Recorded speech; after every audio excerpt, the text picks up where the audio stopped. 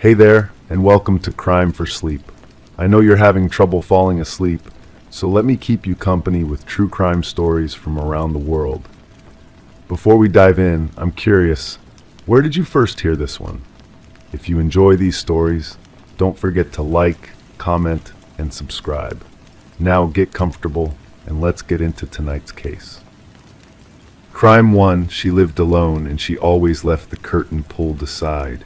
But one morning it was drawn shut. When she yanked it open, there was no one there, just a smudge on the mirror and the word "look" drawn in steam. Her water hadn't been running. Allison Mercer had been a creature of habit for as long as anyone in Oak Ridge, Maine could remember. At 32, she lived a quiet life in the small two-bedroom colonial house she had inherited from her grandmother 4 years earlier. The neighbors on Pine Street described her as pleasant but private. She taught 7th grade English at Oak Ridge Middle School, where colleagues noted her punctuality and meticulous lesson plans. Every weekday morning, Allison followed the same routine. Wake at 5:45 a.m., shower at 5:50, coffee at 6:10, out the door by 6:40. Her bathroom habits were just as methodical. The forest green shower curtain remained drawn back when not in use, a quirk she developed after reading a magazine article about mold growth in hidden, damp places. She would hang her towel on the rack, place her glasses on the sink counter, and leave the bathroom door open to circulate air. On the morning of November 12, 2023, this routine was disrupted in a way that would eventually consume the entire town of Oak Ridge. Allison woke to the sound of her alarm as usual. The house was quiet and still, with only the faint hum of the heating system fighting against the early winter chill. She padded barefoot down the hallway toward the bathroom, rubbing sleep from her eyes. When she reached to turn on the light, her fingers paused on the switch. Something felt different. The bathroom door was closed. Allison stood motionless for a moment, hand hovering near the doorknob. Had she closed it last night? No, she never did. She felt a chill run through her body that had nothing to do with the November temperature. Slowly, carefully, she pushed the door open. The bathroom looked normal at first glance. White tiles, pedestal sink, old clawfoot tub with shower attachment. But the shower curtain was drawn closed around the tub. "Hello," she called out, her voice sounding strange to her own ears. No response came from the silent house. Heart-pounding, Allison approached the tub.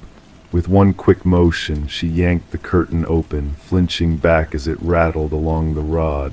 The tub was empty. No intruder hiding there, no explanation for the closed curtain. Just as she began to relax, she noticed the bathroom mirror above the sink. Through the faint fog on the glass, someone had written the word "look" with a finger. Below it was what appeared to be a smudged handprint, too large to be her own. Allison backed out of the bathroom, grabbed her cell phone from the bedside table, and called 911. Officer Daniel Morales was the first to respond to Allison's call. A 10-year veteran of the Oak Ridge Police Department, Morales had dealt with break-ins before, but something about this call struck him as unusual from the start. There were no signs of forced entry, he would later testify. All windows were locked from the inside. The front and back doors showed no scratches or damage to the locks. The bathroom itself yielded few clues. Crime scene technicians dusted for fingerprints but found only Allison's throughout most of the house. On the mirror, however, they discovered partial prints that didn't match Allison's or anyone in the local database. Whoever was in Ms. Mercer's bathroom knew what they were doing, Detective Sarah Linden noted in her initial report. They either wore gloves most of the time or carefully wiped down surfaces they touched. The message on the mirror appears to have been deliberate. They wanted to leave that evidence behind. The case might have remained a simple, unsettling break-in, if not for what happened 3 days later. Allison had stayed with her sister in Portland after the incident, but returned home on Friday afternoon, reassured by the new deadbolts and security system the police had helped her install. That night, she double-checked every lock, set the alarm, and went to bed with her phone beside her pillow. At 3:17 a.m., she woke to a notification sound. Her phone screen showed a new email from an account she didn't recognize. Look closer at mailhost.net. The subject line read, "Behind you." The email contained only an image attachment. With trembling fingers, Allison opened it. It was a photograph of her own bedroom, her bedroom as it looked right now, taken from the doorway. The timestamp on the photo showed 3:12 a.m., 5 minutes ago. Allison called 911 again and hid in her closet until police arrived 12 minutes later. Officers searched the house but found no one. The security system had not been triggered. The doors and windows remained locked. The case quickly became a priority for the Oak Ridge Police Department. Detective Linden assembled a task force, and digital forensics specialists traced the email to a public library computer in neighboring Lakeside. Security footage from the library showed only a hooded figure using the computer at 10:47 p.m. the previous evening, hours before the email was actually sent. "We're dealing with someone technologically sophisticated," Linden told the police chief. They set up a delayed sending mechanism and bounced the signal through multiple servers. As the investigation progressed, unsettling connections began to emerge. 2 years earlier, a similar case had occurred in Lakeside. A single woman found messages written in steam on her bathroom mirror. In that case, nothing had escalated beyond the messages, and the woman had moved away shortly afterward. Digging deeper, investigators discovered 3 additional cases across New England over the past 5 years with striking similarities. Single women living alone, bathroom intrusions, mirror messages, and in 2 cases, delayed emails with photos of the victims' homes. The pattern suggested the work of a methodical stalker, someone who carefully selected victims, studied their routines, and found ways to enter their homes undetected. What remained unclear was why Allison had been targeted and what the perpetrator ultimately wanted. A breakthrough came from an unexpected source. Reviewing Allison's work history, Detective Linden noticed that 4 years ago, before moving to Oak Ridge, Allison had briefly worked as a substitute teacher at Lakeside High School. During that same period, the school had employed a janitor named Robert Keller, who was later dismissed after female teachers reported feeling uncomfortable around him.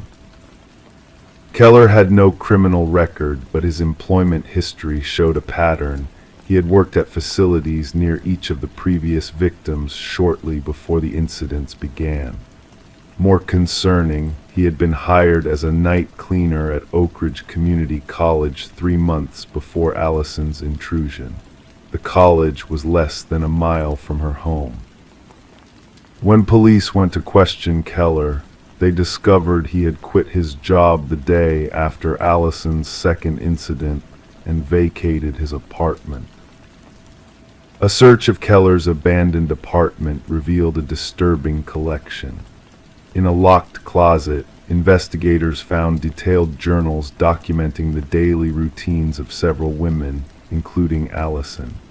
Photographs showed her house from various angles, close-ups of her locks, and even pictures through her windows showing her going about her daily activities.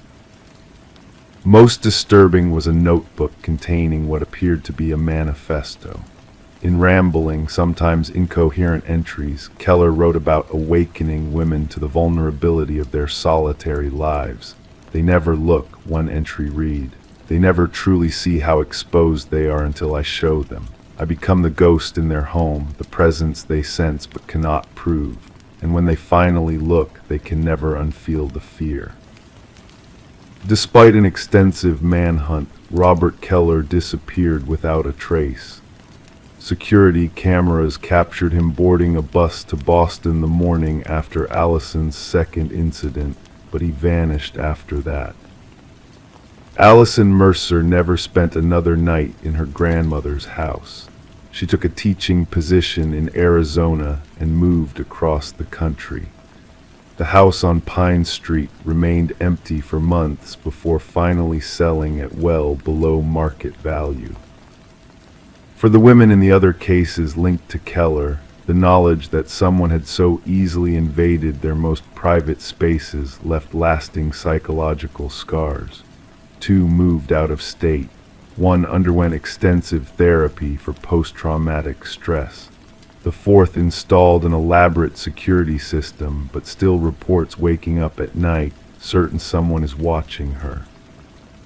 As for Keller, occasional reports surface. A similar incident in Colorado, another in Oregon, but nothing concrete enough to confirm his whereabouts. Detective Linden keeps the case file on her desk. What makes this type of criminal so insidious, she noted in her final report, is that he doesn't need to physically harm his victims to devastate their lives. He steals something more fundamental than physical safety. He takes their sense of security in their own homes, their belief in privacy, their trust in locked doors and drawn blinds. The most unsettling question remains unanswered. During those intrusions, how long did Robert Keller stand in those homes, watching his sleeping victims before leaving his calling card? What else might he have done that left no trace? For the residents of Oak Ridge and the surrounding communities, the message is clear. Sometimes the monster isn't hiding under the bed or in the closet. Sometimes he's the shadow behind the shower curtain, waiting for you to look. Crime 2, it was left on her front step, no note, no tag, just a pink children's backpack zipped shut. Inside were tufts of human hair, all different shades, some braided, and buried in the bottom, a baby tooth and a candy wrapper dated years ago. Sarah Caldwell found it on a Tuesday morning in October. The air was crisp in Oakwood, Minnesota, a town of just under 12,000 residents where Sarah had lived all 38 years of her life.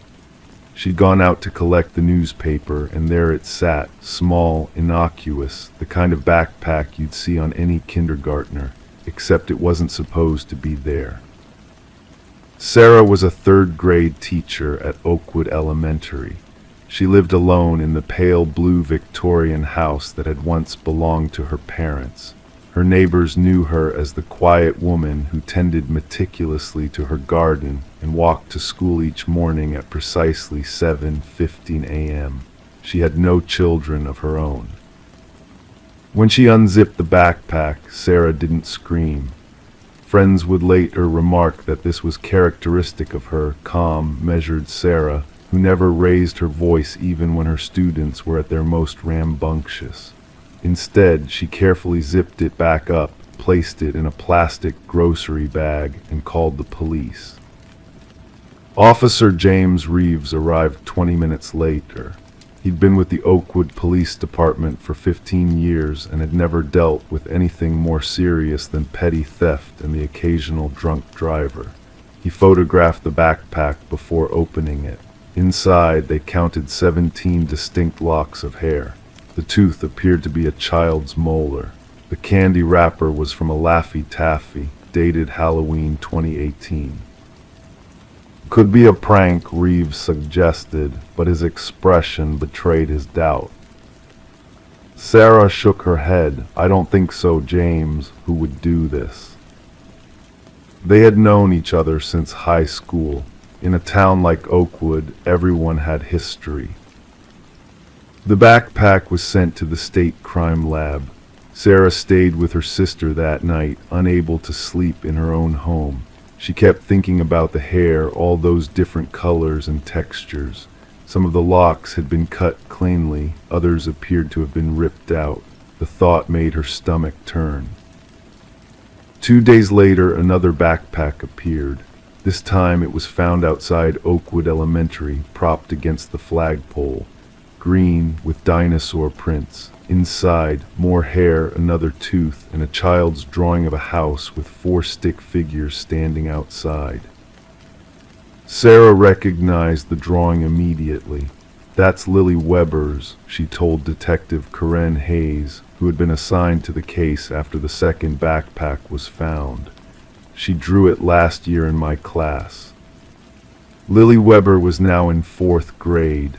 She was fine in school that very day, her blonde pigtails intact.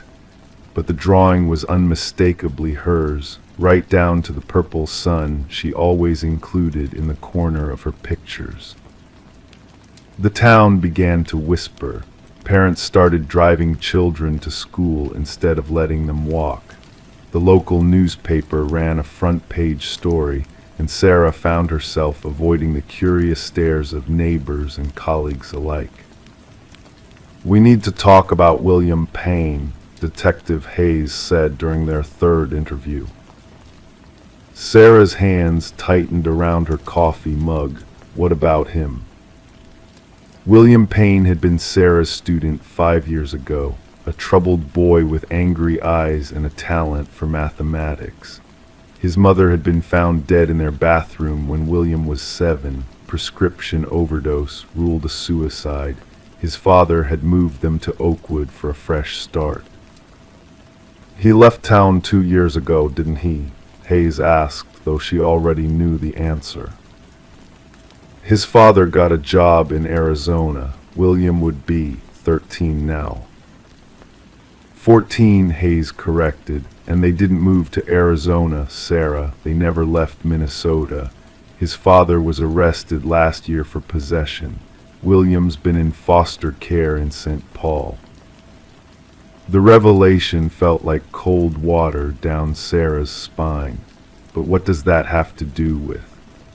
William's foster mother reported him missing 3 weeks ago. The 3rd backpack arrived the following Monday.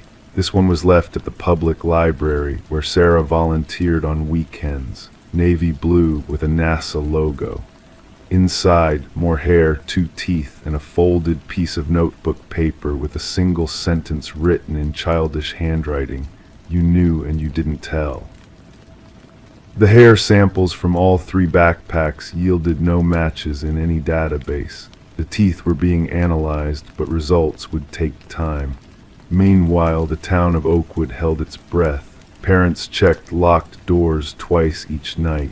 Children were kept indoors after school. Sarah couldn't sleep, couldn't eat, kept returning to her memories of William Payne, the way he'd flinch when other children came too close, how he'd stay inside during recess to talk about space and numbers. Once he'd told her his mother hadn't killed herself. She was too afraid of pain, he'd said, his voice flat as a frozen pond. Sarah had mentioned it to the principal, who had spoken to William's father. Nothing had come of it. "You knew and you didn't tell," the words haunted her. On the 1st day of November, Detective Hayes called Sarah at 6 in the morning. "We found him," she said, her voice tight. "William. He was living in the old Pearson cabin out by the lake, empty for years since the family moved to Florida." "Is he okay?" A pause. "He's alive, but Sarah, there were things in that cabin. Collections, hair, teeth, articles about his mother's death and about you."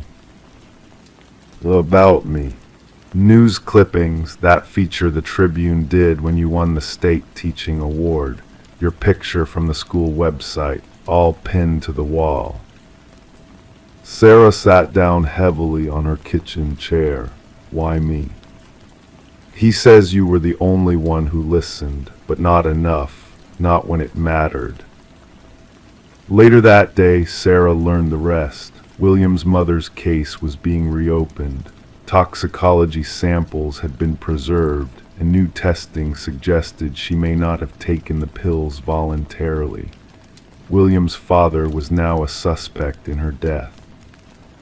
And William himself, he'd been collecting things, small tokens, from children in Oakwood and surrounding towns. A lock of hair here, offered by a trusting child for $1.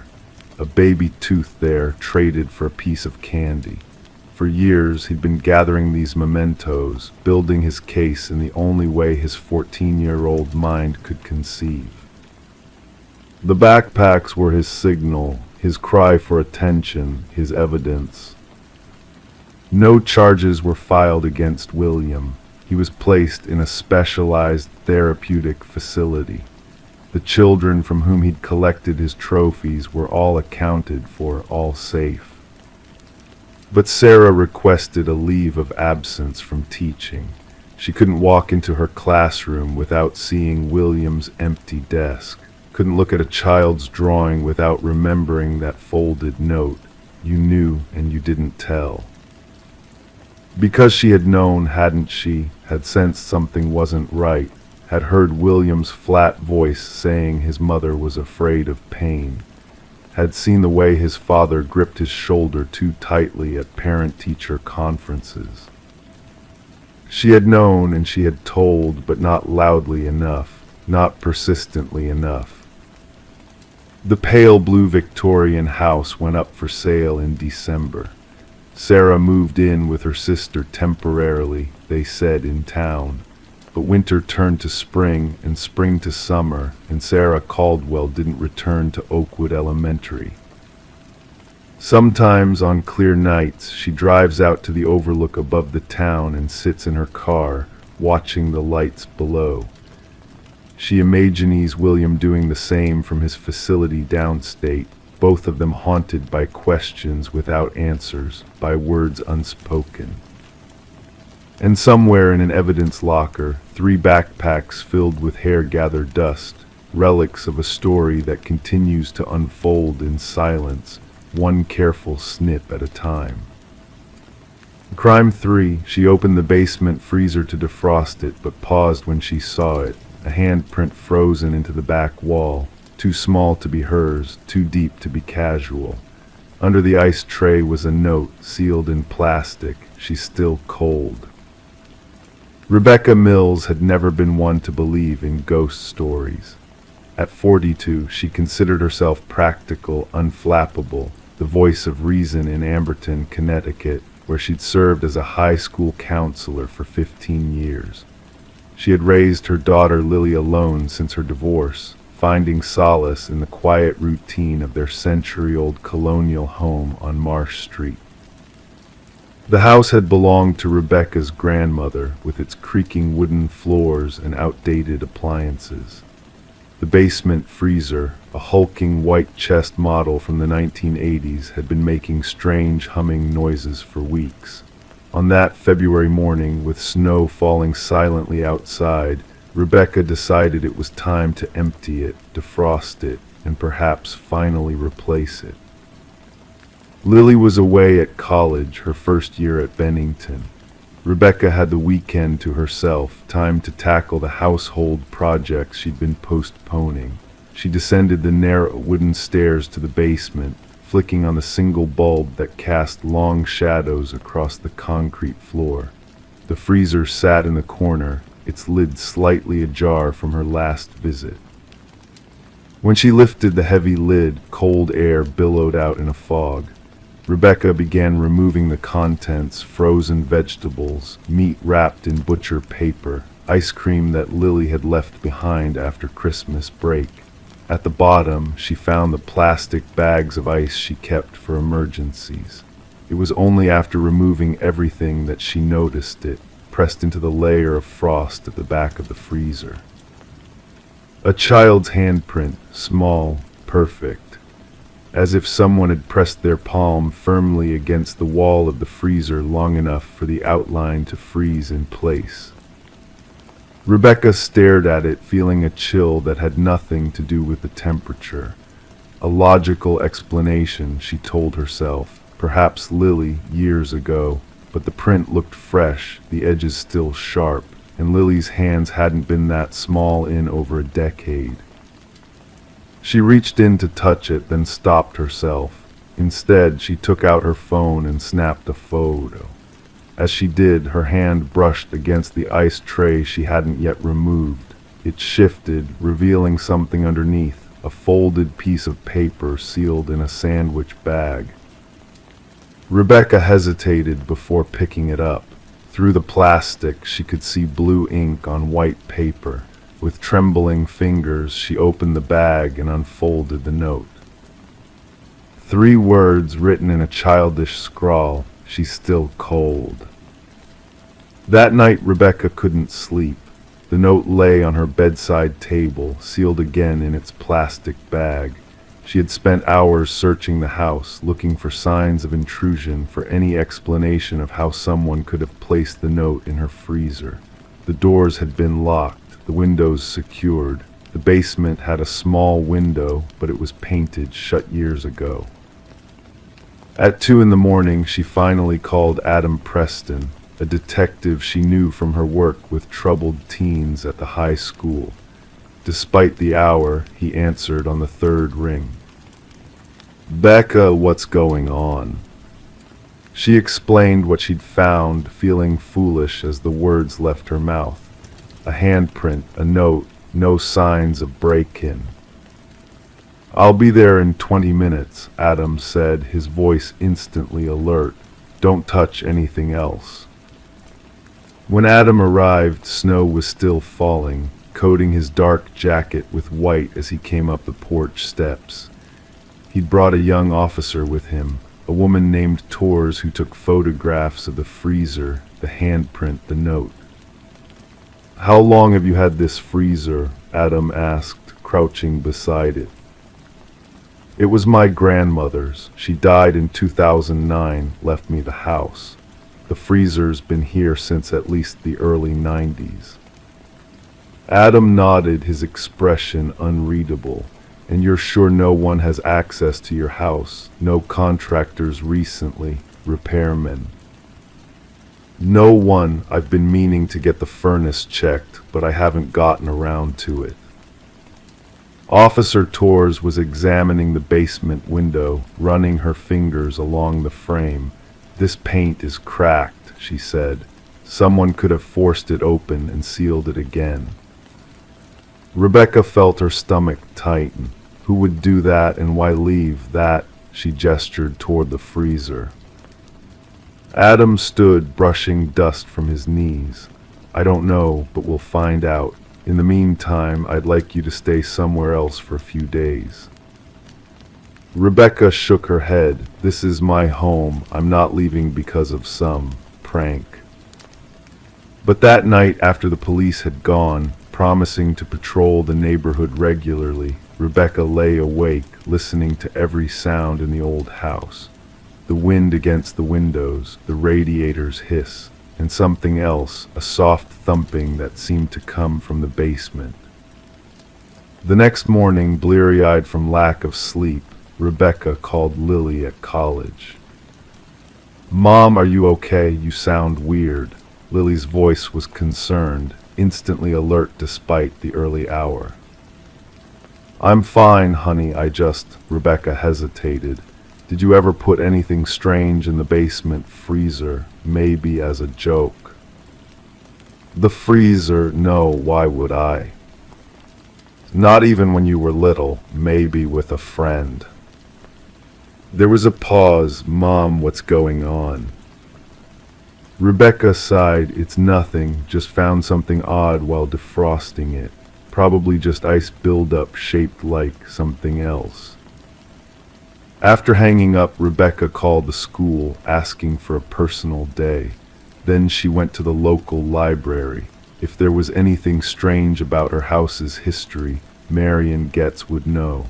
The librarian had been Amberton's unofficial historian for decades. "The house on Marsh Street," Marion's eyes widened behind her thick glasses. "Your grandmother's place." Rebecca nodded. Marion disappeared into the archives, returning with a bound collection of local newspapers. There was something long time ago, before your grandmother bought it. She flipped through brittle yellow pages until she found what she was looking for. Here. The headline was small, buried on page 4 of the Amberton Gazette from April 1973. Local child still missing after 3 months. The article was brief. 8-year-old Eliza Compton had disappeared from her home on Marsh Street in January. Despite extensive searches, no trace had been found. The family was planning to move away, unable to bear the constant reminders of their loss. Was she ever found? Rebecca asked, her mouth suddenly dry. Marion shook her head. One of Amberton's unsolved mysteries. People said the father did it. He was drinking heavily after losing his job, but nothing was ever proven. That evening, Rebecca sat at her kitchen table with her laptop, the newspaper article Marion had photocopied for her beside it. Online searches revealed little more, a few follow-up articles, mentions of searches, a statement from Richard Compton, Eliza's father, maintaining his innocence. A knock at the door startled her. It was Adam, his expression grim. "We found something," he said when she let him in. The lab analyzed the paper from the note. It's old, at least 30 years old, based on the composition. And the handwriting, he hesitated. "We compared it to samples from old school records. Rebecca, it matches Eliza Compton's." Rebecca felt her legs weaken. She sank into a chair. "That's impossible. That note wasn't there a week ago. I would have noticed." "Are you sure about that? When was the last time you cleaned out the freezer completely?" She tried to remember. Maybe 2 years ago, when Lily left for college and I was reorganizing everything. Adam sat across from her. "Rebecca, we need to consider all possibilities here, including that this note has been in there since the 1970s. And the handprint, it was fresh, Adam. The edges were sharp." He had no answer for that. That night the thumping from the basement was louder. Rebecca lay in bed, listening, her heart racing. At midnight she finally gathered her courage. She took a flashlight and her phone and descended the stairs. The basement was cold, colder than it should have been. The single bulb cast weak light over the concrete floor. The freezer hummed in the corner, its lid closed.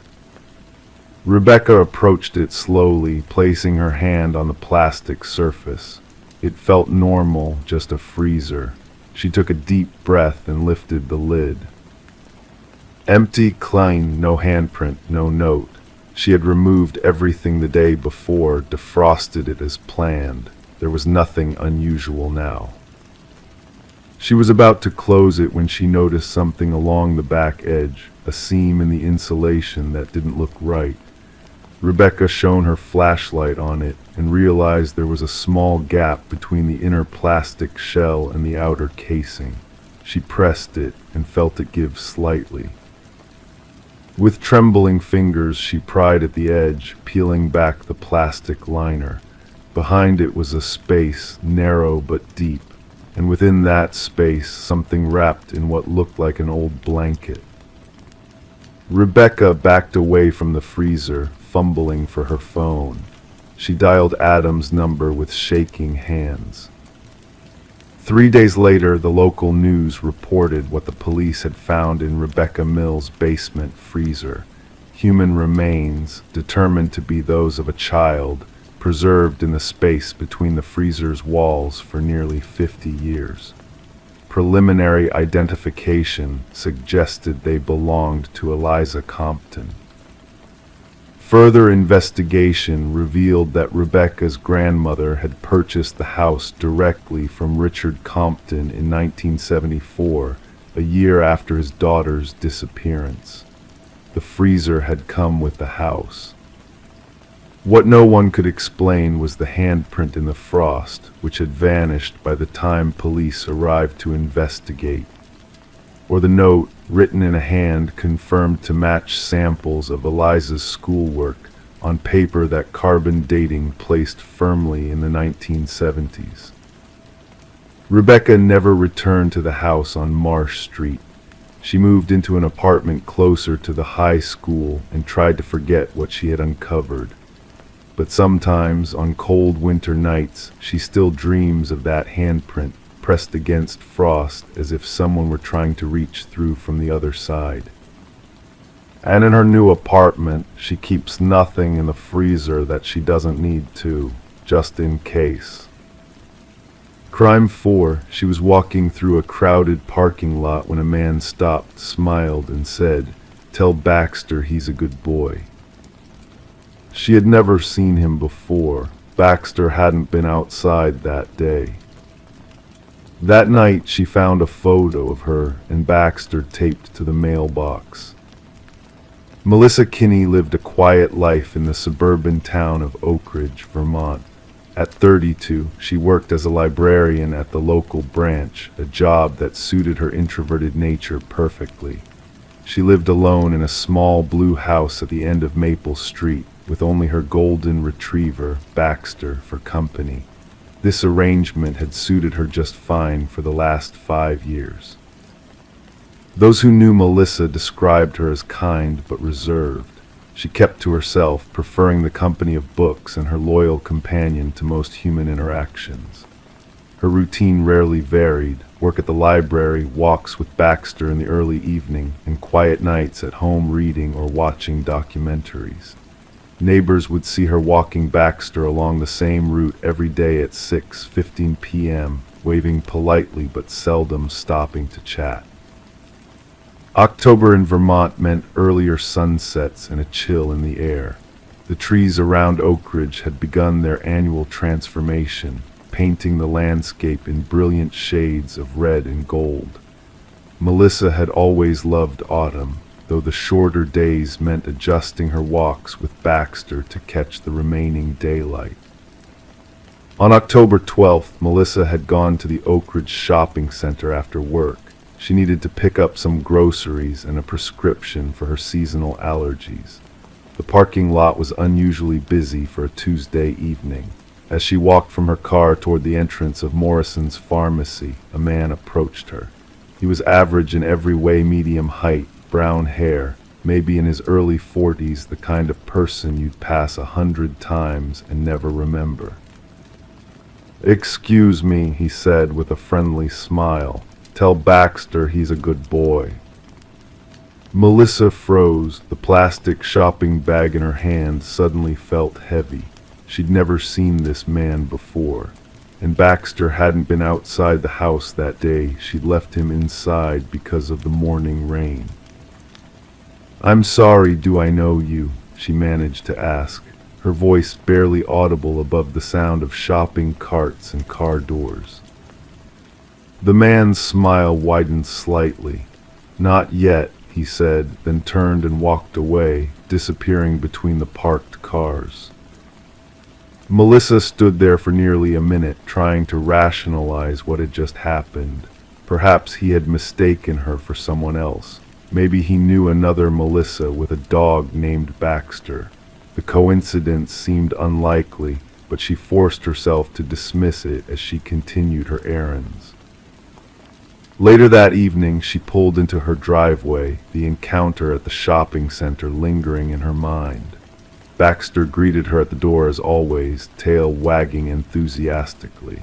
She went through her usual routine, feeding Baxter, making a simple dinner for herself, and settling in with a new mystery novel.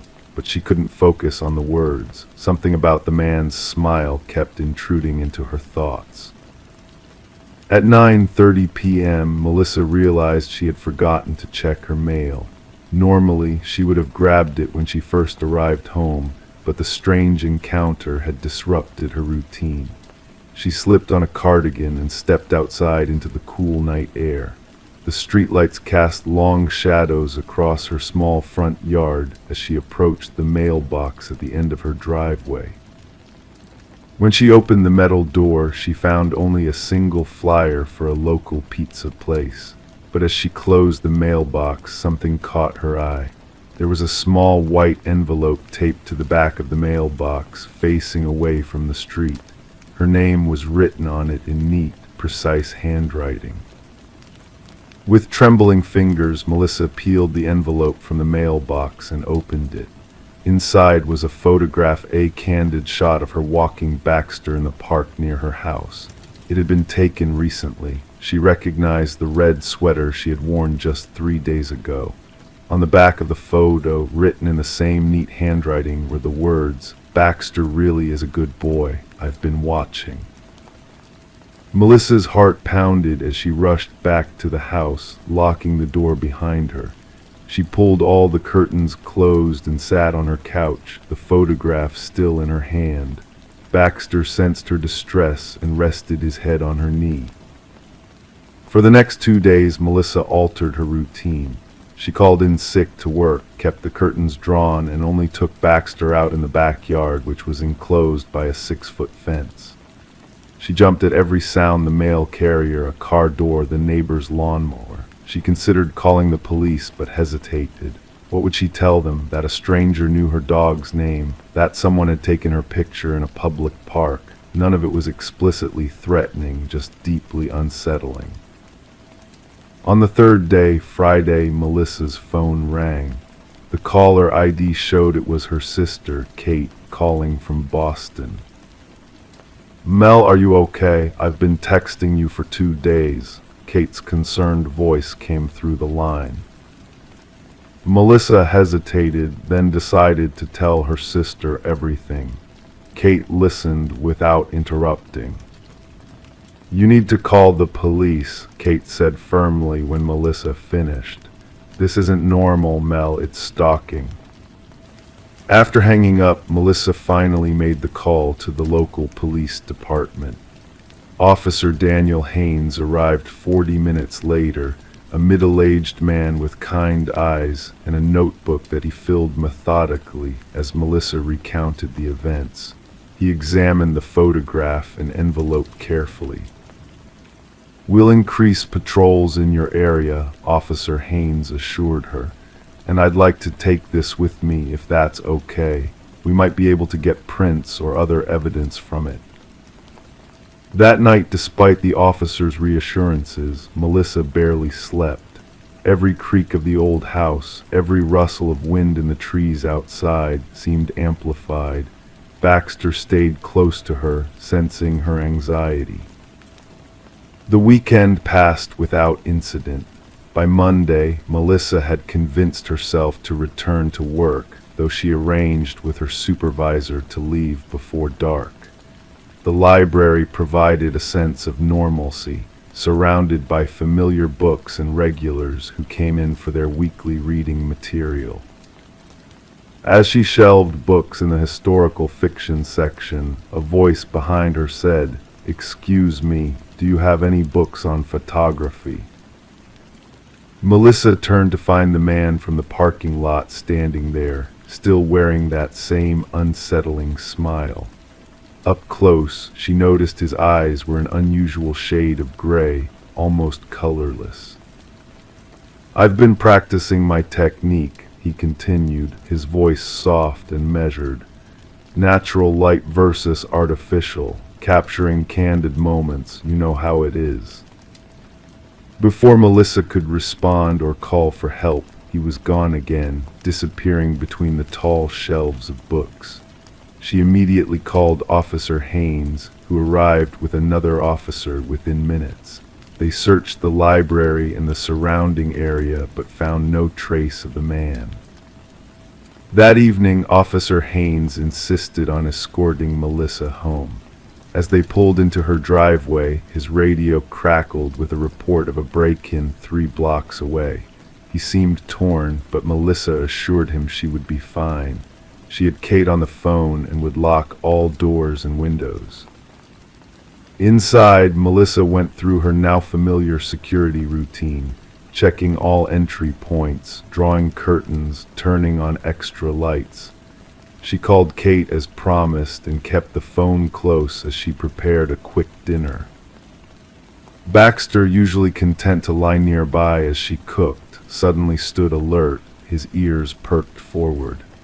He walked to the kitchen door that led to the backyard and growled, something he rarely did. "What is it, boy?" Melissa whispered, fear rising in her throat.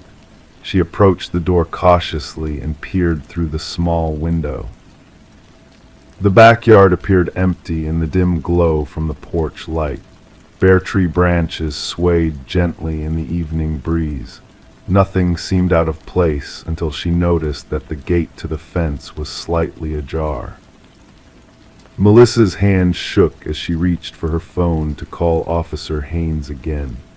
As she dialed, the power in the house suddenly went out, plunging her into darkness. Baxter's growling intensified. In the silence that followed, she heard a soft click, the sound of the back door's lock being manipulated from the outside. The investigation that followed revealed a disturbing pattern. 3 other women in neighboring towns had reported similar experiences over the past year. A stranger who knew personal details about them, photographs left where only they would find them. None of the cases had escalated to physical harm, but all had left the women feeling violated and unsafe.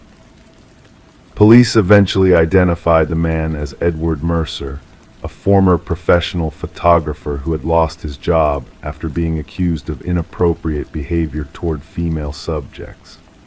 His apartment contained hundreds of photographs of dozens of women, all taken without their knowledge or consent. Most disturbing was the detailed information he had collected on each of them: routines, preferences, names of pets and family members, all meticulously documented in a series of notebooks.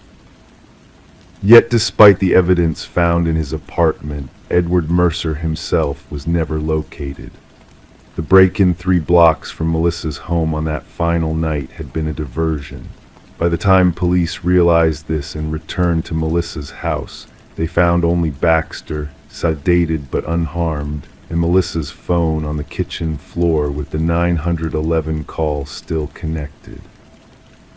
Melissa Kinney hasn't been seen since that October night. Her case remains open, one of several unsolved disappearances now linked to Edward Mercer. Some investigators believe he crossed state lines with his victims, while others suggest he may have had an accomplice who helped him evade capture. Every few months, Kate receives an unmarked envelope containing a Polaroid photograph of her sister alive, but unsmiling, holding that day's newspaper. No demands have ever been made, no explanation given, just proof of life delivered like a taunt to those still searching. In Oak Ridge, residents now lock their doors at night. They vary their routines and watch strangers with suspicion. Baxter lives with Kate now in Boston, far from Vermont. Sometimes when the mail arrives, he still runs to the door and waits, tail wagging hopefully, for the owner who never returns. And somewhere, perhaps not far away, a man with colorless eyes continues to watch, to learn the names of pets, to practice his technique, capturing moments that were never his to take. Crime 5, when she rearranged her office, she noticed the wall sounded different. Behind it, she found a narrow chamber with no entrance, just a wooden chair, duct tape, and a Polaroid of someone tied to it. The person in the photo wore her sweatshirt. Olivia Carson had always been methodical about her spaces. As a 34-year-old editor for a small publishing house in Oak Ridge, Connecticut, she valued organization and routine.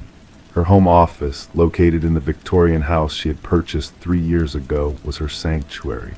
The previous owners, an elderly couple named the Merricks, had maintained the property well, though they had mentioned that the house had undergone several renovations over its 90-year history. That Sunday in October began like any other. The maple trees outside Olivia's window were shedding their amber leaves, and she had decided it was time for a change. She wanted to rearrange her office to capture more natural light during the shorter winter days ahead. The large oak bookshelf that dominated the north wall would need to be moved. After emptying the shelves of their contents, manuscripts, reference books, and family photographs, Olivia pushed against the heavy furniture. As it inched away from the wall, she noticed something unusual. The dull thud she expected from a solid wall was replaced by a hollow echo when she knocked against it. "That's odd," she whispered to herself, running her fingers along the pale blue wallpaper. There was a slight seam, almost invisible unless you were looking for it. Olivia retrieved a letter opener from her desk and carefully worked it into the crease. The wallpaper gave way, revealing drywall that appeared newer than what would be expected in a house of this age. Something compelled her to continue. Perhaps it was the editor in her, always searching for hidden narratives or simply human curiosity. She found a hammer and made a small hole in the wall. When she peered through with a flashlight, her breath caught in her throat. There was space behind the wall, a narrow chamber no more than 3 feet wide that seemed to extend the length of the room. 2 hours later, Olivia had created an opening large enough to step through. The air inside was stale, undisturbed for what must have been years. Her flashlight beam cut through the darkness, illuminating a scene that made her stomach turn. The chamber contained only 3 items: a wooden chair bolted to the floor, several strips of discolored duct tape hanging from its arms and legs, and a Polaroid photograph lying face down on the dusty floor. With trembling fingers, Olivia picked up the photograph. When she turned it over, the blood drained from her face. The image showed a young woman bound to the chair with duct tape across her mouth. The woman's eyes were wide with terror, pleading with whoever held the camera. But what caused Olivia to drop the photo was the maroon University of Massachusetts sweatshirt the woman wore, identical to the one hanging in Olivia's closet, her alma mater. "This isn't possible," she whispered, backing away until she hit the wall of her office. Detective James Harmon had seen many disturbing things during his 15 years with the Oak Ridge Police Department, but the hidden room in Olivia Carson's house presented unique questions. He studied the Polaroid carefully, noting the timestamp in the corner, June 12, 1998, nearly 27 years ago. "And you say you've only owned this house for 3 years?" he asked, watching Olivia's face carefully. "Yes, I bought it from the Merricks. They lived here for almost 40 years before moving to Florida." Harmon nodded, making notes. "And this sweatshirt, you're certain it's the same as yours?" "It looks identical, size, color, even the small tear near the left cuff." Olivia hugged herself. "But that's impossible. I wasn't even living in Connecticut in 1998. I was 16, living with my parents in Pennsylvania." The detective called in the forensics team, who spent hours documenting the hidden room. They found microscopic blood traces on the chair that had been invisible to the naked eye. More disturbing were the scratch marks on the inside wall. Someone had tried to claw their way out. "We need to find the Merricks," Harmon told his partner later that evening, "and we need to identify the woman in this photograph." The Merricks were located at their retirement community in Sarasota. Raymond Merrick sounded genuinely shocked when Harmon described what they'd found. "We had no idea," the 83-year-old insisted. "That part of the house underwent renovation in the late 90s, but we contracted the work out to Landry Construction. Edward Landry handled everything. We rarely even went into that room during the months they were working." Edward Landry had died of a heart attack in 2010, but his business records were still accessible. The project at the Merrick house had employed 4 workers: Landry himself, his son Philip, and 2 men named Curtis Dawson and Martin Webb. Philip Landry still lived in Oak Ridge, running what remained of his father's business. When questioned, he appeared nervous but cooperative. "I remember that job. Old Victorian houses always have strange spaces. Sometimes previous renovations create dead areas between walls." He paused. "But I don't remember anyone building a room like you're describing." The forensics team managed to pull partial fingerprints from the back of the Polaroid. They matched those of Curtis Dawson, who had been arrested twice for stalking in the early 2000s but never convicted. Dawson had left Connecticut years ago, his current whereabouts unknown. Meanwhile, Olivia couldn't sleep. The image of the woman in her sweatshirt haunted her. She began researching missing persons cases from 1998, focusing on female college students from UMass. 3 weeks into her investigation, she found something. Jennifer Reese, 20, had disappeared in May 1998. She had been last seen leaving a friend's apartment in Amherst, Massachusetts. In her last known photograph, she wore a maroon UMass sweatshirt. Olivia stared at the missing woman's face for a long time. There was something familiar about her features, something that made Olivia's hands shake as she reached for the phone to call Detective Harmon. A DNA comparison confirmed what Olivia had begun to suspect. Jennifer Reese was her first cousin, a connection Olivia had never known about. Jennifer's mother, Catherine, had been estranged from Olivia's father since before Olivia was born. "I never even knew my father had a sister," Olivia told Harmon, her voice hollow with shock. "My father never spoke about his family. He always changed the subject when I asked." Olivia's father, Richard Carson, had died 5 years earlier. She found herself looking at his photographs differently now, wondering what secrets he had carried to his grave. The investigation uncovered an unsettling connection. Curtis Dawson had grown up in the same Pennsylvania town as Richard Carson. Old high school yearbooks showed them together on the baseball team, and in 1997, Dawson had briefly worked as a maintenance man at UMass Amherst. "We believe Dawson recognized Jennifer as Richard's niece," Harmon explained to Olivia. "For whatever reason, maybe an old grudge, maybe something more twisted, he targeted her. Then he deliberately incorporated this hidden room into the renovation at the Merrick's house." "But why would the sweatshirt end up in my possession years later?" Olivia asked. "That's what troubles me," Harmon admitted. "It suggests a continuation of whatever began in 1998. The case took another turn when Martin Webb, the 4th member of the renovation crew, was located in Vermont. Initially reluctant to talk, he eventually admitted that he had suspected something was wrong with the renovation.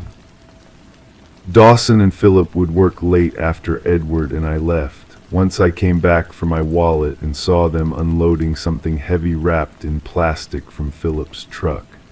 They didn't see me, and I didn't ask questions. Construction pays cash, you know. You don't rock the boat." Curtis Dawson was eventually located in Oregon, living under an assumed name. When confronted with the evidence, he maintained his innocence but refused to explain the fingerprints or his connection to Philip Landry, who had also stopped cooperating with the investigation. The most disturbing development came 3 months into the investigation. Forensic analysis of the blood traces found in the hidden room revealed DNA that matched not only Jennifer Reese, but also contained partial matches to Olivia herself. "How is this possible?" Olivia asked, her voice barely audible when Harmon delivered this news. "We're not sure yet," he replied carefully, "but we're looking into the possibility that Jennifer may have been pregnant when she disappeared." To this day, the full truth of what happened in that hidden room remains elusive. Curtis Dawson died of a drug overdose while awaiting trial, taking many answers with him. Philip Landry received a reduced sentence for cooperation, though his account contained significant gaps that he claimed were due to heavy drug use during that period. Jennifer Reese's remains have never been found. The maroon sweatshirt in Olivia's closet, identical to the one in the Polaroid, contained no DNA evidence linking it directly to Jennifer, leaving open the question of whether it was the same garment or a deliberate replica left for Olivia to find. Olivia no longer lives in the Victorian house. The wall has been properly sealed, the room documented and then closed off. Sometimes she wonders about the cousin she never knew and the strange, twisted path that led her to that hidden room. And sometimes, in the quiet hours of the night, she wonders if someone has been watching her all along, waiting for her to find what was hidden behind the wall. Crime 6, it arrived by mail, no stamp. At first it read like a generic threat until the last paragraph repeated her exact inner monologue from the night before. Same words, same punctuation. The last line read, "Now you believe me." Alina Myers had always found comfort in routine. At 42, she lived alone in a modest two-bedroom house on Cypress Lane in the small town of Millbrook, Connecticut. Her neighbors described her as kind but reserved, the type who would wave from her porch but rarely engaged in lengthy conversations.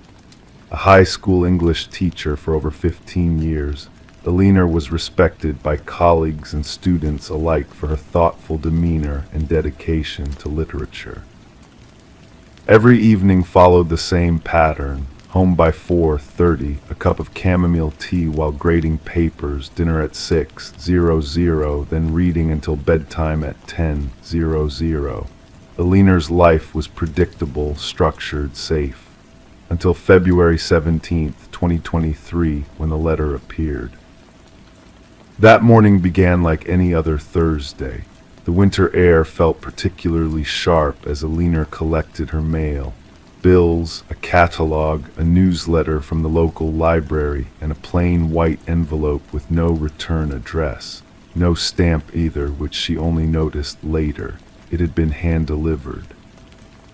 Inside was a single sheet of paper, folded neatly in thirds. The message was typed in a standard font, nothing distinctive. "You think you're safe behind your locked doors and drawn curtains. You believe your routine protects you, but I've been watching. I know when you sleep, when you eat, when you grade those papers with your red pen. I know you, and soon everyone will know what you've done." Alina might have dismissed it as a cruel prank, perhaps from a disgruntled student unhappy with a grade. But then she read the final paragraph. "Last night you stood at your bedroom window for 17 minutes. You watched the Hendersons' house across the street and thought, if they only knew how fragile their happiness is. One revelation could shatter everything. Sometimes I think I should be the one to tell them, but I'm too much of a coward. Now you believe me." The mug of coffee slipped from Alina's hand, shattering against the kitchen tile. Those had been her exact thoughts, word for word, as she'd stared out her window the previous night. No one could have known that. No one could have heard her. She hadn't spoken aloud. Detective Marcus Rivera received the call at 9:17 a.m. By the time he arrived at Alina's house, she had cleaned up the broken mug but remained visibly shaken. Marcus had served on Millbrook's small police force for 12 years, handling primarily minor incidents, domestic disputes, teenage vandalism, the occasional break-in. This was different. "You're certain these were your exact thoughts?" he asked, examining the letter through latex gloves. "Word for word," Alina whispered. "I've never told anyone about the Hendersons, about what I know." Detective Rivera raised an eyebrow. "And what exactly do you know about the Hendersons?" Alina hesitated, her eyes drifting toward the window. "That's not relevant to this threat." The detective made a note in his small leather-bound notebook. "Everything might be relevant, Ms. Myers. Someone is claiming to know your thoughts. That's either impossible or..." "Or what?" Alina pressed. "Or someone is much closer to you than we realize." The investigation began quietly. Detective Rivera installed a basic security system in Alina's home, motion-activated cameras covering the entrances and property perimeter. He advised her to vary her routine, to be aware of anyone showing unusual interest in her. Meanwhile, he started looking into Alina's circle, colleagues, students, neighbors. The Hendersons, Tom and Diane, lived directly across from Alina with their teenage son, Caleb. Tom worked in insurance. Diane was a nurse at the local hospital. They had moved to Millbrook 8 years ago. By all accounts, they were a normal, happy family. But when Rivera interviewed them, he noticed Diane's nervous glances, the way she twisted her wedding ring continuously. 3 days after the first letter, a second one arrived. Again, no stamp. Again, hand-delivered despite the cameras, which had recorded nothing unusual. "You went to the police, predictable. Detective Rivera seems thorough, but he's looking in all the wrong places. You should tell him about July 15, 2015, about what you saw through your bedroom window that night, about what you've been keeping secret for the Hendersons all these years. Time is running out, Alina." July 15, 2015. Alina remembered that night vividly. It had been unusually hot, and she had been unable to sleep. Standing at her window, seeking some relief from the still air, she had witnessed something across the street, something that had haunted her ever since.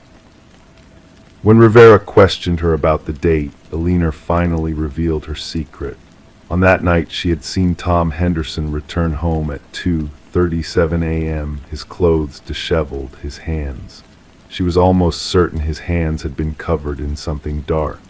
The next morning, the local news reported that a young woman had been found beaten to death in Parkside Woods, less than a mile from their neighborhood. "And you never reported this?" Rivera asked, his voice carefully neutral. "I wasn't sure," Alina said softly. "It was dark. It could have been mud or oil from his car. And Tom had always been so kind. I told myself I was imagining things. Eventually, they arrested someone else for the murder, that drifter who had been staying at the homeless shelter." "Raymond Jenks," Rivera nodded. "He's serving a life sentence. The evidence was circumstantial but compelling." "Exactly," Alina continued.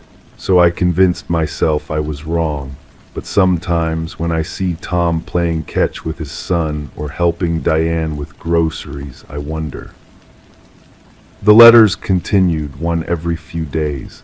Each contained details only Alina could know, private thoughts, small actions performed when she believed herself alone. The security cameras never captured a delivery. The letters had no fingerprints except Alina's, no DNA except hers. It was as if they materialized from thin air. Meanwhile, Detective Rivera quietly reopened the investigation into the 2015 murder. The victim, Andrea Collins, had been 23, a graduate student at the state university. The case against Raymond Jenks had seemed solid, his fingerprints on a beer can near the scene, a witness who placed him in the area, his own contradictory statements about his whereabouts. But there had always been gaps, questions that remained unanswered. The fifth letter arrived on March 3rd. Alina, still keeping secrets from the detective. You haven't told him everything. You haven't told him that Diane Henderson knows, that you've seen her watching you watching them, that the night after the murder you saw her burning something in their backyard fire pit. You haven't told him that you've been protecting them because of your own guilt, because you could have saved Andrea Collins, but you chose silence instead, just like you've always done. That night Alina couldn't sleep. The weight of 8 years of silence pressed down on her chest like a physical presence.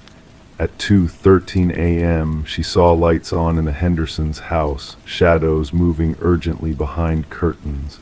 By morning, their driveway was empty. They had vanished. The investigation accelerated. The Hendersons' home revealed careful cleaning, too careful. Luminol showed traces of blood in the garage that someone had attempted to remove years earlier. Tom Henderson's DNA was found preserved on evidence from Andrea Collins' case that had never been properly tested. Raymond Jenks was released from prison after serving 8 years for a crime he didn't commit. But the letters didn't stop. Did you think this was about justice for Andrea Collins? This was never about her. This is about you, Alina, about the power of secrets, about the weight of knowing and choosing silence. I'm not finished with you yet. Detectives tracked the Hendersons to a cabin in rural Vermont, registered under a different name.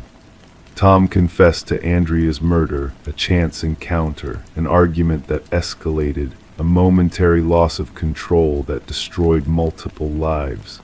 Diane admitted to helping cover up the crime. Both were arrested. Case closed, or so it seemed. 2 days after the arrests, the final letter arrived. Congratulations, Alina. Justice served at last. But while everyone focuses on the Hendersons, no one is asking the important question, how did I know your thoughts? How did I know your secrets? The answer has been in front of you all along. Look in the mirror, Alina. I've always been here watching, waiting. The voice you think is your conscience, it's me. It's always been me, and I'll never leave you. Alina Myers disappeared 3 days later. Her car was found parked at Riverpoint Cliffs, a notorious suicide location 20 miles outside of Millbrook. A note in her handwriting was discovered on the passenger seat. The voice won't stop. I can't tell what thoughts are mine anymore. Her body was never recovered. The case remains officially open, but inactive. Detective Rivera still drives by the empty house on Cypress Lane sometimes.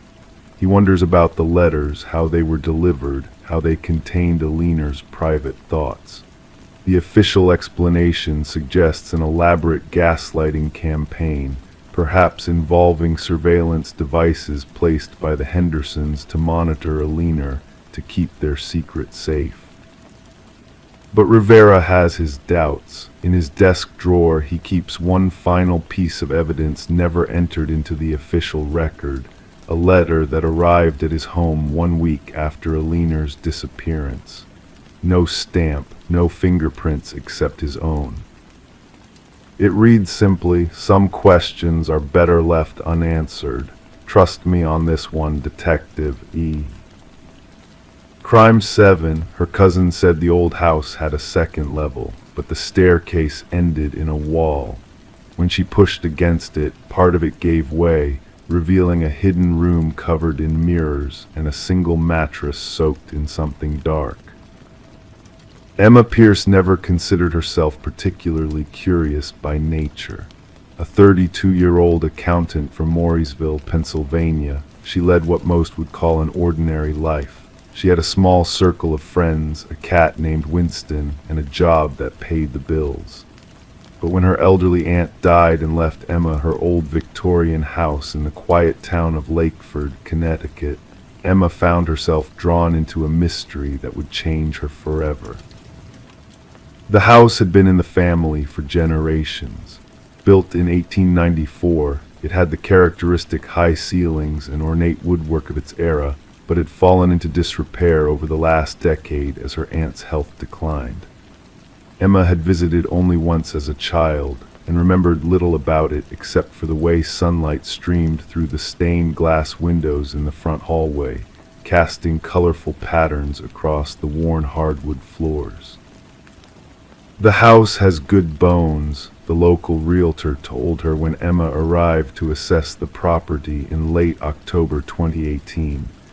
"Your aunt kept to herself these past few years. Not many people have been inside recently." Emma had planned to clean the place up and sell it. She had no intention of leaving her life in Pennsylvania, but something about the house felt familiar, comforting, despite its creaking floors and musty smell. She decided to stay for a week to sort through her aunt's belongings before listing the property. On her second day there, Emma's cousin Michael drove up from New York to help. They hadn't seen each other in years, but fell easily into conversation as they sorted through old photo albums and boxes of trinkets in the living room. "Did you check out the upstairs yet?" Michael asked casually over sandwiches during their lunch break. Emma looked at him strangely. "There isn't an upstairs, it's a single-story house." Michael shook his head. "No, I remember playing up there as a kid. There's definitely a second floor." They argued good-naturedly until Michael led her to what Emma had assumed was a closet door in the hallway. When he opened it, a narrow staircase was revealed, winding upward.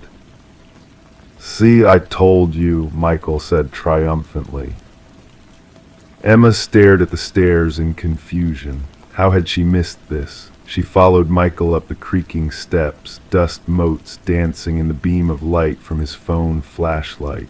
But at the top, where there should have been a hallway or room, there was only a wall. "That's strange," Michael frowned, running his hand along the surface. "I swear there used to be rooms up here."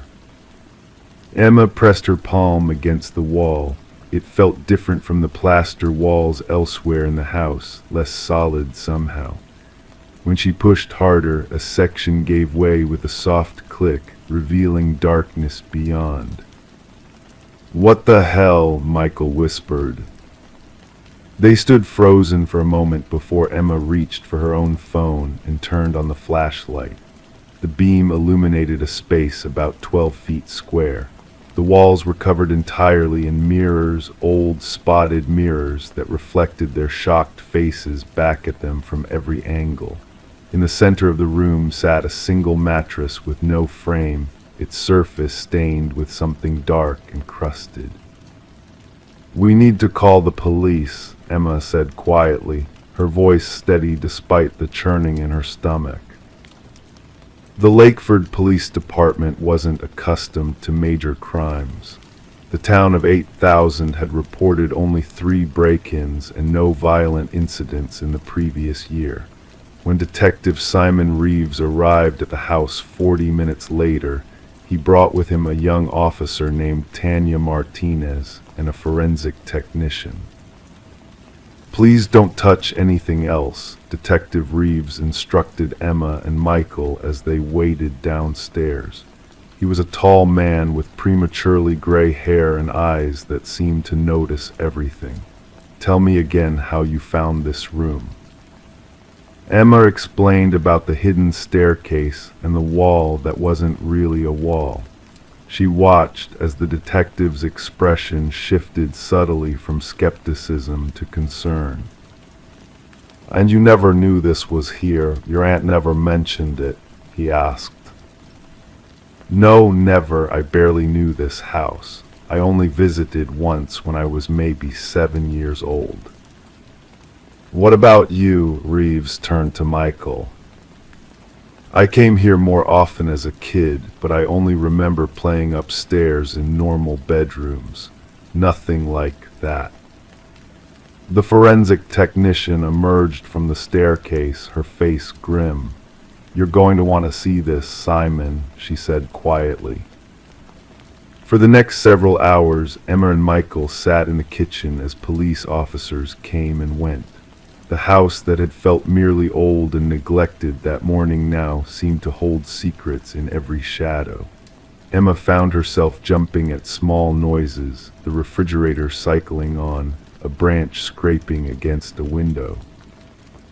Detective Reeves finally joined them again as evening approached. "The substance on the mattress is blood," he said without preamble. "A significant amount, and from preliminary testing, it appears to be from multiple sources.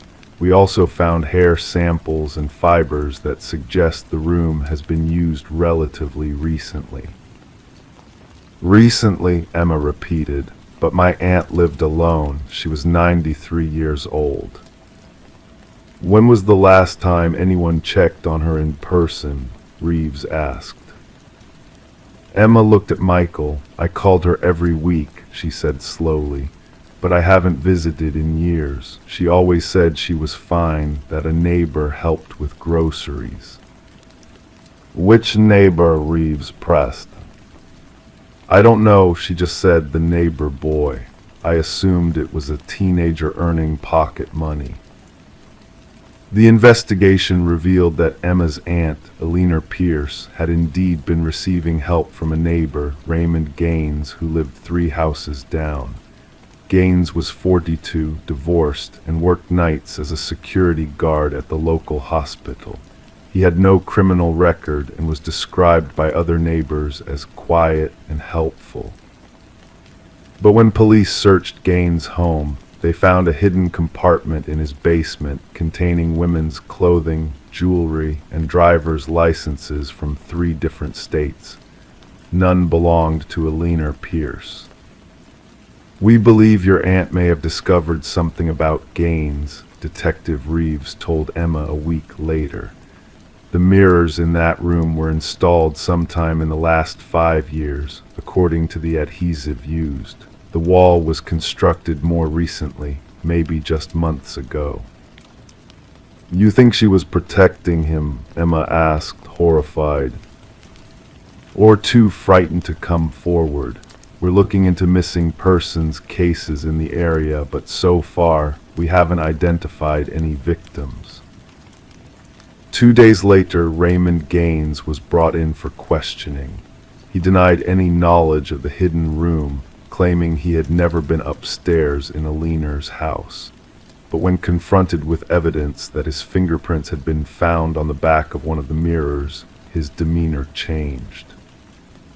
"She was lonely," he said, his voice flat. "I was just being kind to an old woman. Is that a crime?" "The blood is a crime," Reeves countered. "The hidden room is suspicious. The collection of women's belongings in your basement is deeply concerning." Gaines refused to speak further without a lawyer present. Meanwhile, Emma found herself unable to leave Lakeford.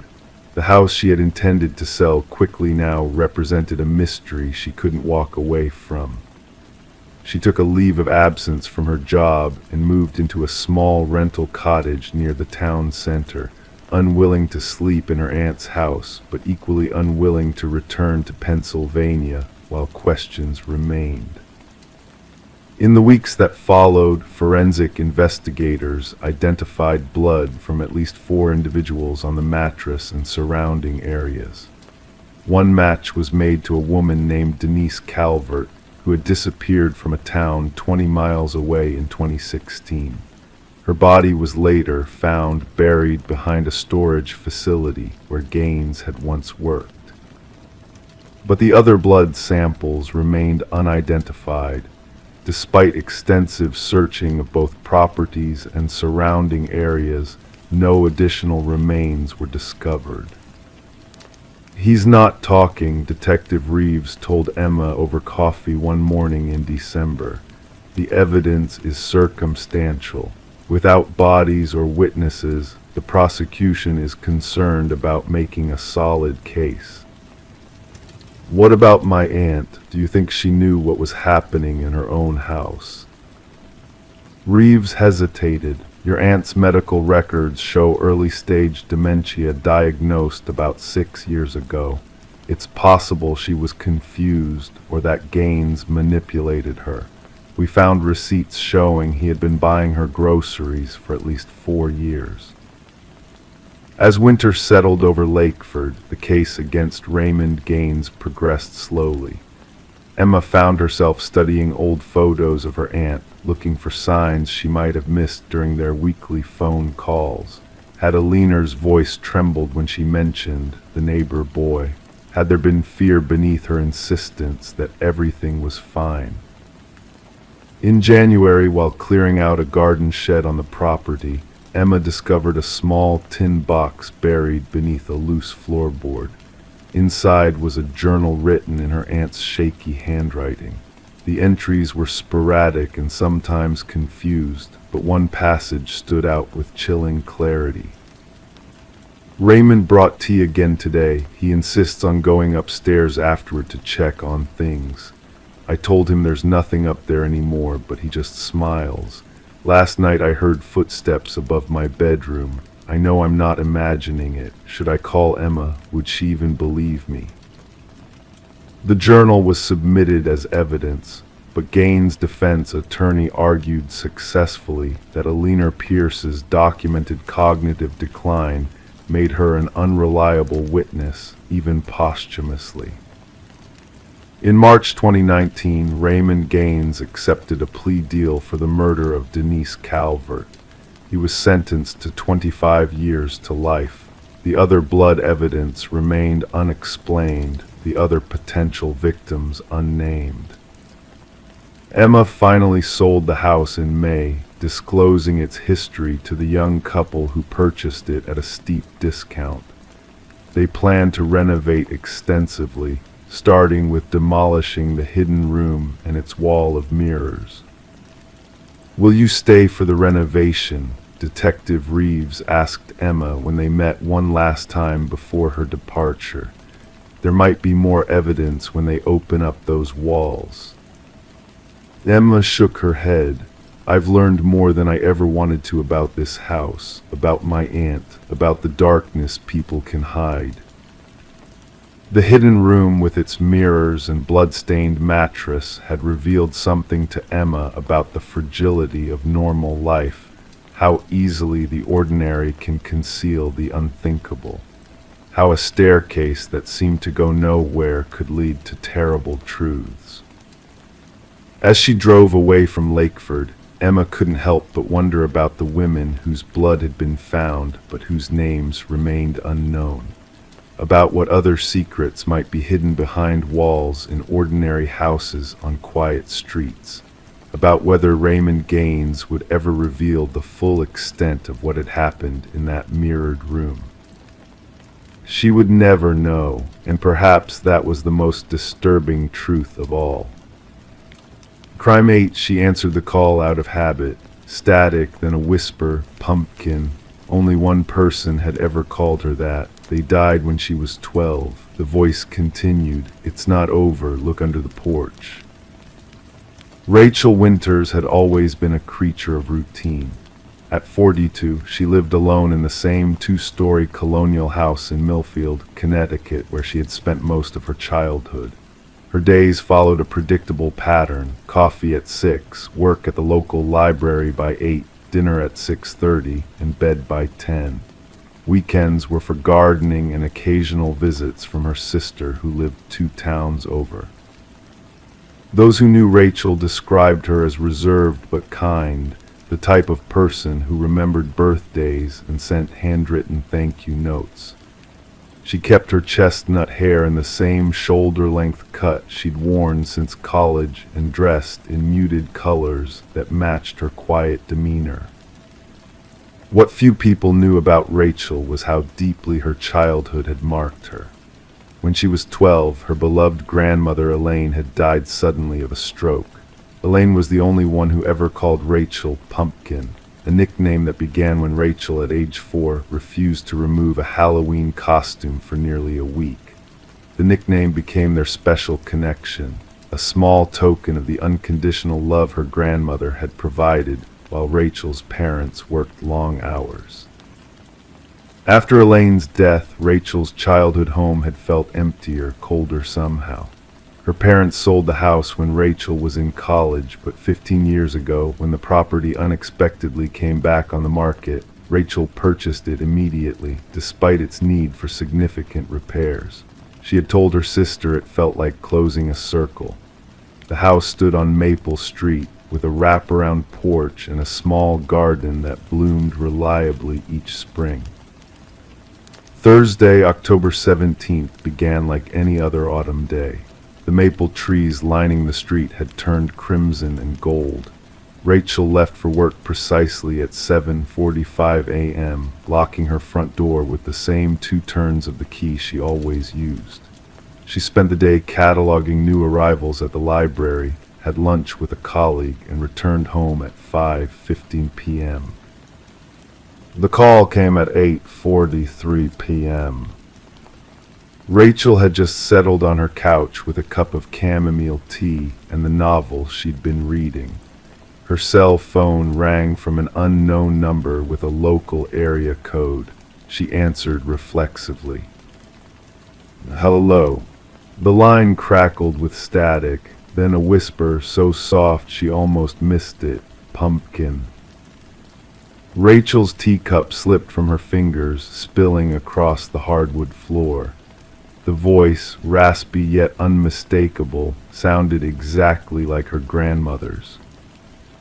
"Who is this?" Her voice trembled. "Static again then. It's not over. Look under the porch." The line went dead. For several minutes, Rachel sat frozen, tea soaking into the rug beneath her feet.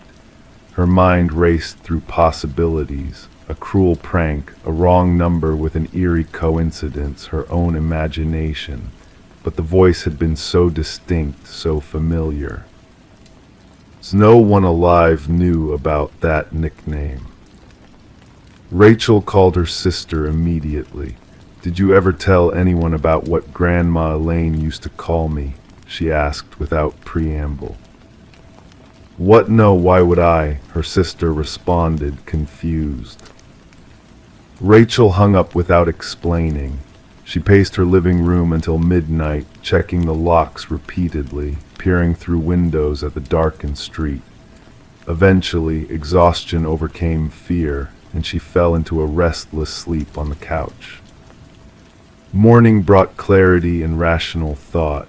Rachel convinced herself the call had been a wrong number, her mind filling in details that weren't really there. She went to work, though colleagues noticed she seemed distracted, dropping books and startling at small noises. That evening, she arrived home to find her front door unlocked. Rachel was certain she had locked it. The 2 habitual turns of the key were ingrained in her muscle memory. She called the police, who arrived 20 minutes later. Officer Perez and his partner did a thorough sweep of the house but found nothing missing, no signs of forced entry. "Maybe you were in a hurry this morning," Officer Perez suggested kindly.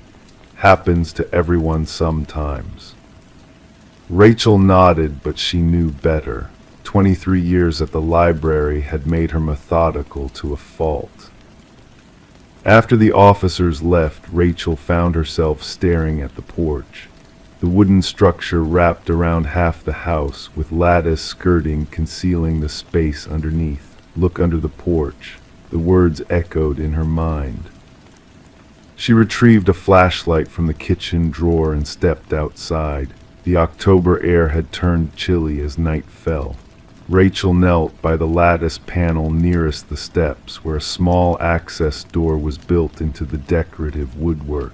She had never opened it, had never had reason to. The panel swung open with a groan of rusty hinges. Rachel shined her flashlight into the darkness. At first she saw nothing but dirt, a few garden tools and scattered leaves that had blown in through the gaps. Then the beam of light caught something unnatural, a corner of plastic protruding from the soil. Rachel reached in, her heart pounding against her ribs, and pulled. A plastic bag emerged, caked with dirt. Inside was a small metal box, the kind used for storing cash or important documents. With shaking hands, Rachel carried the box to her kitchen table. The lock had long since rusted away, and the lid opened with gentle pressure. Inside lay a faded notebook bound in red leather, a tarnished locket, and a stack of yellowed newspaper clippings. The notebook belonged to her grandmother, filled with her distinctive, flowing handwriting. But as Rachel began to read, confusion gave way to disbelief. The journal detailed events her grandmother could not possibly have witnessed because they occurred after her death. The entries described a man named Victor Carnes who had moved to Millfield in 1998, 3 years after Elaine had passed away. According to the journal, Carnes had purchased the house directly across from Rachel's current home. Rachel walked to her front window and stared at the house opposite hers. It had been occupied by the Durnings, a retired couple, for as long as she had lived there. Before them, she couldn't recall who had owned it. The final newspaper clipping, dated November 2000, reported the disappearance of 2 young women from neighboring towns. Their names weren't familiar to Rachel, but a chill ran down her spine as she read the description of the suspect. Male, middle-aged, driving a dark blue sedan. The last page of the journal contained a single sentence. He buried something else under his porch at 42 Maple. Rachel's eyes darted back to the window. The house across the street was 42 Maple Street. Her house was 45. She called Officer Perez directly, his card still on her counter from earlier. To his credit, he listened patiently as she explained about the call, the box, and her grandmother's impossible journal. When she finished, there was a long pause. "Ms. Winters," he finally said, "I understand this is distressing, but that house has been thoroughly renovated twice since 2000. The Durnings had the entire foundation redone in 2010. If there was ever anything there, it would have been found." "But the journal could have been written by anyone," he finished gently, "and placed there recently." After hanging up, Rachel spent the night researching. The town newspaper archives confirmed that a Victor Carnes had indeed lived at 42 Maple from 1997 to 2001, when he abruptly moved away. The 2 women mentioned in the clipping had never been found. The next morning, Rachel called in sick to work for the first time in 5 years. She sat by her window, watching the Durnings' house. Mrs. Durning left at 9, as she did every Friday for her standing hair appointment. Mr. Durning remained inside. At 10:30, Rachel's phone rang again. Unknown number. "Hello," she answered, her voice barely audible. "The basement wall," the voice whispered, "behind the shelves." This time, Rachel recorded the call. She played it back immediately, but heard only static where the voice had been. The recording showed a call of 12 seconds, though Rachel was certain it had lasted longer. That afternoon, she visited the county records office. The clerk, an old acquaintance, helped her locate the building plans for 42 Maple Street. The renovations Officer Perez mentioned had indeed been extensive, but had focused on the main floor and foundation periphery. "Were there any unusual findings during the renovation?" Rachel asked. The clerk shook her head. "Not that I recall." As Rachel left the records office, she noticed a familiar dark blue sedan parked across the street. Her breath caught in her throat. No one was inside, but on the passenger seat lay a red leather notebook identical to the one she'd found. By evening, Rachel had convinced herself to approach the Durnings directly. She crossed the street at dusk, a plate of cookies providing a flimsy pretext for her visit.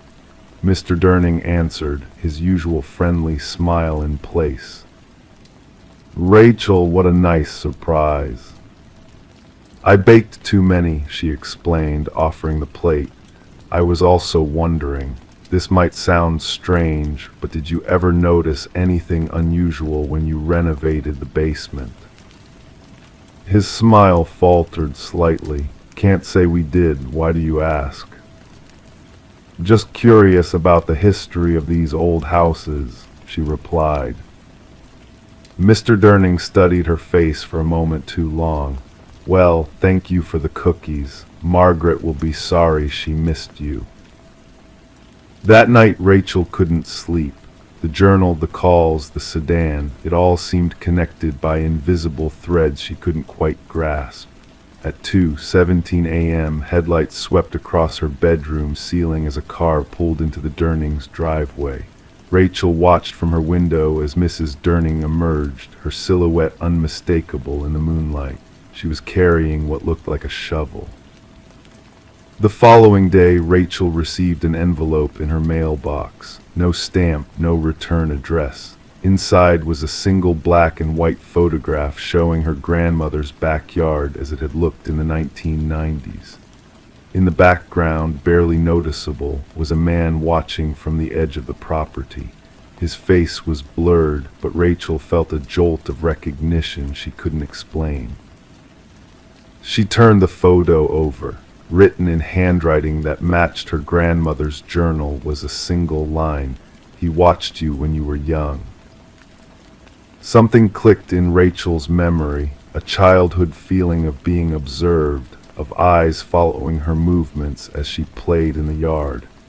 She had attributed it to childish imagination. Rachel finally went to the police station in person, bringing everything: the journal, the photo, recordings of the silent phone calls. Detective Mercer, a veteran officer, listened more intently than Officer Perez had. "The Durnings moved here in 2008, he confirmed after checking their database. "Before that, the house was vacant for almost 2 years. And yes, Victor Carnes did live there until 2001. He paused. There was an investigation into his possible connection with those missing women, but nothing conclusive was found. And my grandmother's journal, how could she have written about events after her death? Detective Mercer had no answer for that. 3 days later, Mrs. Durning fell down her basement stairs and broke her hip. While she was in the hospital, Mr. Durning suffered a fatal heart attack at home. The house at 42 Maple Street stood empty once again. Rachel watched as police cars came and went, processing what was deemed a tragic accident. From her window, she noticed Detective Mercer lingering in the Durnings' basement longer than the others. When he emerged, his face was ashen. That evening, he knocked on Rachel's door. "We found something," he said quietly, "behind a false wall in the basement, exactly where the shelves used to be." Human forensic teams worked through the night. By morning, news vans had gathered on Maple Street. The remains of 3 women had been discovered in the basement of 42 Maple Street, concealed within the walls. Preliminary findings suggested they had been there for over 20 years. Rachel's phone rang one final time 2 weeks later. She answered without speaking. "Now it's over, Pumpkin," her grandmother's voice whispered. "I couldn't leave until they were found." Rachel never received another call. The case of the Maple Street victims became national news, though the mystery of how they were finally discovered was often overlooked. Victor Carnes was eventually located in Arizona, where he had been living under an assumed name. DNA evidence connected him to the crimes. Rachel still lives in her childhood home. She keeps her grandmother's journal locked in a drawer. Crime 9, it was tucked behind a false panel in the closet. Leather-bound, weathered, most pages were blank, but the last few were filled with frantic writing in red ink, names, locations, and one chilling phrase repeated dozens of times: "I followed her home." Claire Bennett had lived in the modest two-bedroom ranch house on Sycamore Lane for nearly 40 years. The 73-year-old retired librarian was known throughout the small town of Millfield, Connecticut, for her meticulous garden and her twice-weekly volunteer shifts at the local animal shelter. Neighbors described her as quiet but friendly, always ready with a gentle smile or a homemade pie for new residents. She had never married, and her closest living relative was a niece who lived 3 states away. When Claire didn't show up for her Tuesday shift at the animal shelter, her fellow volunteer Margaret Whitman thought little of it.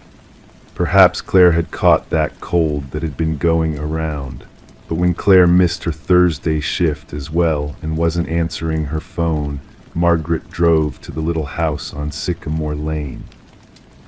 Claire's silver Honda Civic sat in the driveway, exactly where it always was. The morning newspaper remained rolled up in its plastic sleeve by the front door, alongside 2 others. The blinds were drawn. Margaret's knocks went unanswered. The faint smell of something unpleasant hung in the late summer air. Margaret called the police, her voice shaking slightly as she explained her concerns to the dispatcher. Officer Keith Daniels and his partner arrived within 15 minutes. They performed a standard wellness check, circling the property before determining they had reasonable cause to enter. The back door was unlocked, unusual for Claire, who was known to be cautious about home security ever since a series of break-ins had rattled the neighborhood some years earlier. Inside, the house was still and silent except for the soft ticking of an antique wall clock in the living room. Everything appeared undisturbed, mail neatly stacked on the counter, a half-finished cup of tea on the coffee table, reading glasses folded beside an open book. There were no signs of struggle or forced entry. They found Claire in her bedroom, lying peacefully in her bed as if she had simply fallen asleep. The medical examiner would later determine she had been dead for approximately 4 days. Natural causes, initially suspected. It should have ended there, an elderly woman passing away in her sleep, a sad but common occurrence. But something about the scene bothered Officer Daniels. The house was too perfect, too undisturbed. Claire's evening routine items were all laid out as if she'd been preparing for bed, her medication, a glass of water, her journal on the nightstand. And yet she was still fully dressed in her day clothes, complete with shoes. People don't typically put on shoes to go to bed. The investigation might have remained casual if not for what they found during the standard cataloging of personal effects. As Detective Laurel Fisher moved methodically through Claire's closet, her trained fingers detected a slight gap in the wood paneling. Behind it was a hidden compartment containing only a single item, an old leather-bound journal that didn't match the cheerful floral diary on Claire's nightstand. Most of its pages were blank, but the last 7 pages contained writing in what appeared to be red ink. Names, addresses, times, dates, brief observations about routines and habits, and that phrase repeated throughout like a mantra: "I followed her home." The handwriting was neat and precise, unmistakably similar to Claire's own penmanship evident in her other journals and letters. But the content was disturbing, detailing apparent stalking behaviors directed at 5 different women over a period of years. The most recent entry was dated just 2 days before Claire's estimated time of death. Detective Fisher requested a toxicology screen as part of the autopsy. The results came back 3 weeks later. Claire had died from a lethal dose of potassium chloride, easily detected if specifically tested for but otherwise appearing similar to a natural heart attack, particularly in an elderly person. It was not among her prescribed medications. The investigation shifted gears. Claire Bennett, the kindly librarian, the animal lover, the gentle neighbor who baked pies, was now both a murder victim and a suspected stalker. Interviews with Claire's acquaintances revealed a woman who few people truly knew beyond surface interactions. She lived alone but seemed content with her solitude. She never spoke of her past beyond vague references to growing up out west. Her niece, Elaine, knew little about her aunt's early life. My mother, Claire's sister, said there were things the family didn't discuss, Elaine told investigators during a video call. I gathered there was some kind of incident when Claire was in her 20s, but no one would talk about it. We only saw her at holidays, and even then, she kept to herself. Detective Fisher assigned an officer to track down each of the women named in the Red Journal. 3 had moved away from Millfield years ago. 1 had died in a car accident in 2019. The 5th, Melissa Harper, still lived less than a mile from Claire's house. Melissa, a 48-year-old dental hygienist, appeared genuinely shocked when shown her name in the journal. Claire, the lady with the cats, I barely knew her. Sometimes I'd see her at the grocery store, but we never spoke beyond hello. When asked if she'd ever noticed anyone following her, Melissa hesitated before answering. There was a period, maybe 5 or 6 years ago, when I felt like I was being watched. I'd see the same car parked across from my house sometimes. I mentioned it to my husband, but he thought I was being paranoid. She shook her head. I never connected it to Claire. She seemed so harmless. The investigation took another unexpected turn when forensic analysis revealed that the red ink in the journal wasn't ink at all. It was blood. Human blood, type O negative. Claire's blood type was a positive. Meanwhile, as officers cataloged items from Claire's home, they discovered something else. A box of photographs in the attic, carefully preserved. Most were ordinary landscapes, cats, garden scenes. But in one envelope were surveillance-style photos of the 5 women named in the journal, taken through windows or from parked cars. The photos spanned over a decade. But there was one more photograph, older than the others, worn at the edges from handling. It showed a young Claire, perhaps in her early 20s, standing beside another young woman with similar features, sisters possibly. They stood in front of a cabin in a wooded area, arms around each other, smiling. On the back, written in faded blue ink, Claire and Rose, Pine Lake, 1972. Before. Before what? Detective Fisher requested records from other jurisdictions, searching for any mentions of Claire Bennett or her sister Rose. A week later, she received a thin file from the sheriff's office in rural Oregon. In 1972, a young woman named Rose Bennett had disappeared from a family cabin near Pine Lake. The primary suspect had been her boyfriend, but without a body or evidence, the case went cold. The file included a statement from the sister who had reported her missing, Claire Bennett, then 24 years old. As Fisher dug deeper, she uncovered more inconsistencies in Claire's history. The woman had moved constantly for nearly a decade after her sister's disappearance, working in libraries across 6 different states before finally settling in Millfield in the early 1980s. And each of the 5 women named in the Red Journal bore a striking resemblance to Claire's sister Rose, the same heart-shaped face, the same chestnut hair. The potassium chloride that killed Claire was found hidden in a pill bottle labeled as vitamin supplements. Fingerprints on the bottle belonged to Claire and one unidentified individual.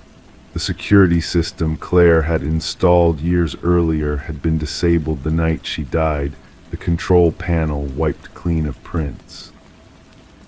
4 months into the investigation, Detective Fisher received an anonymous tip through the department's hotline.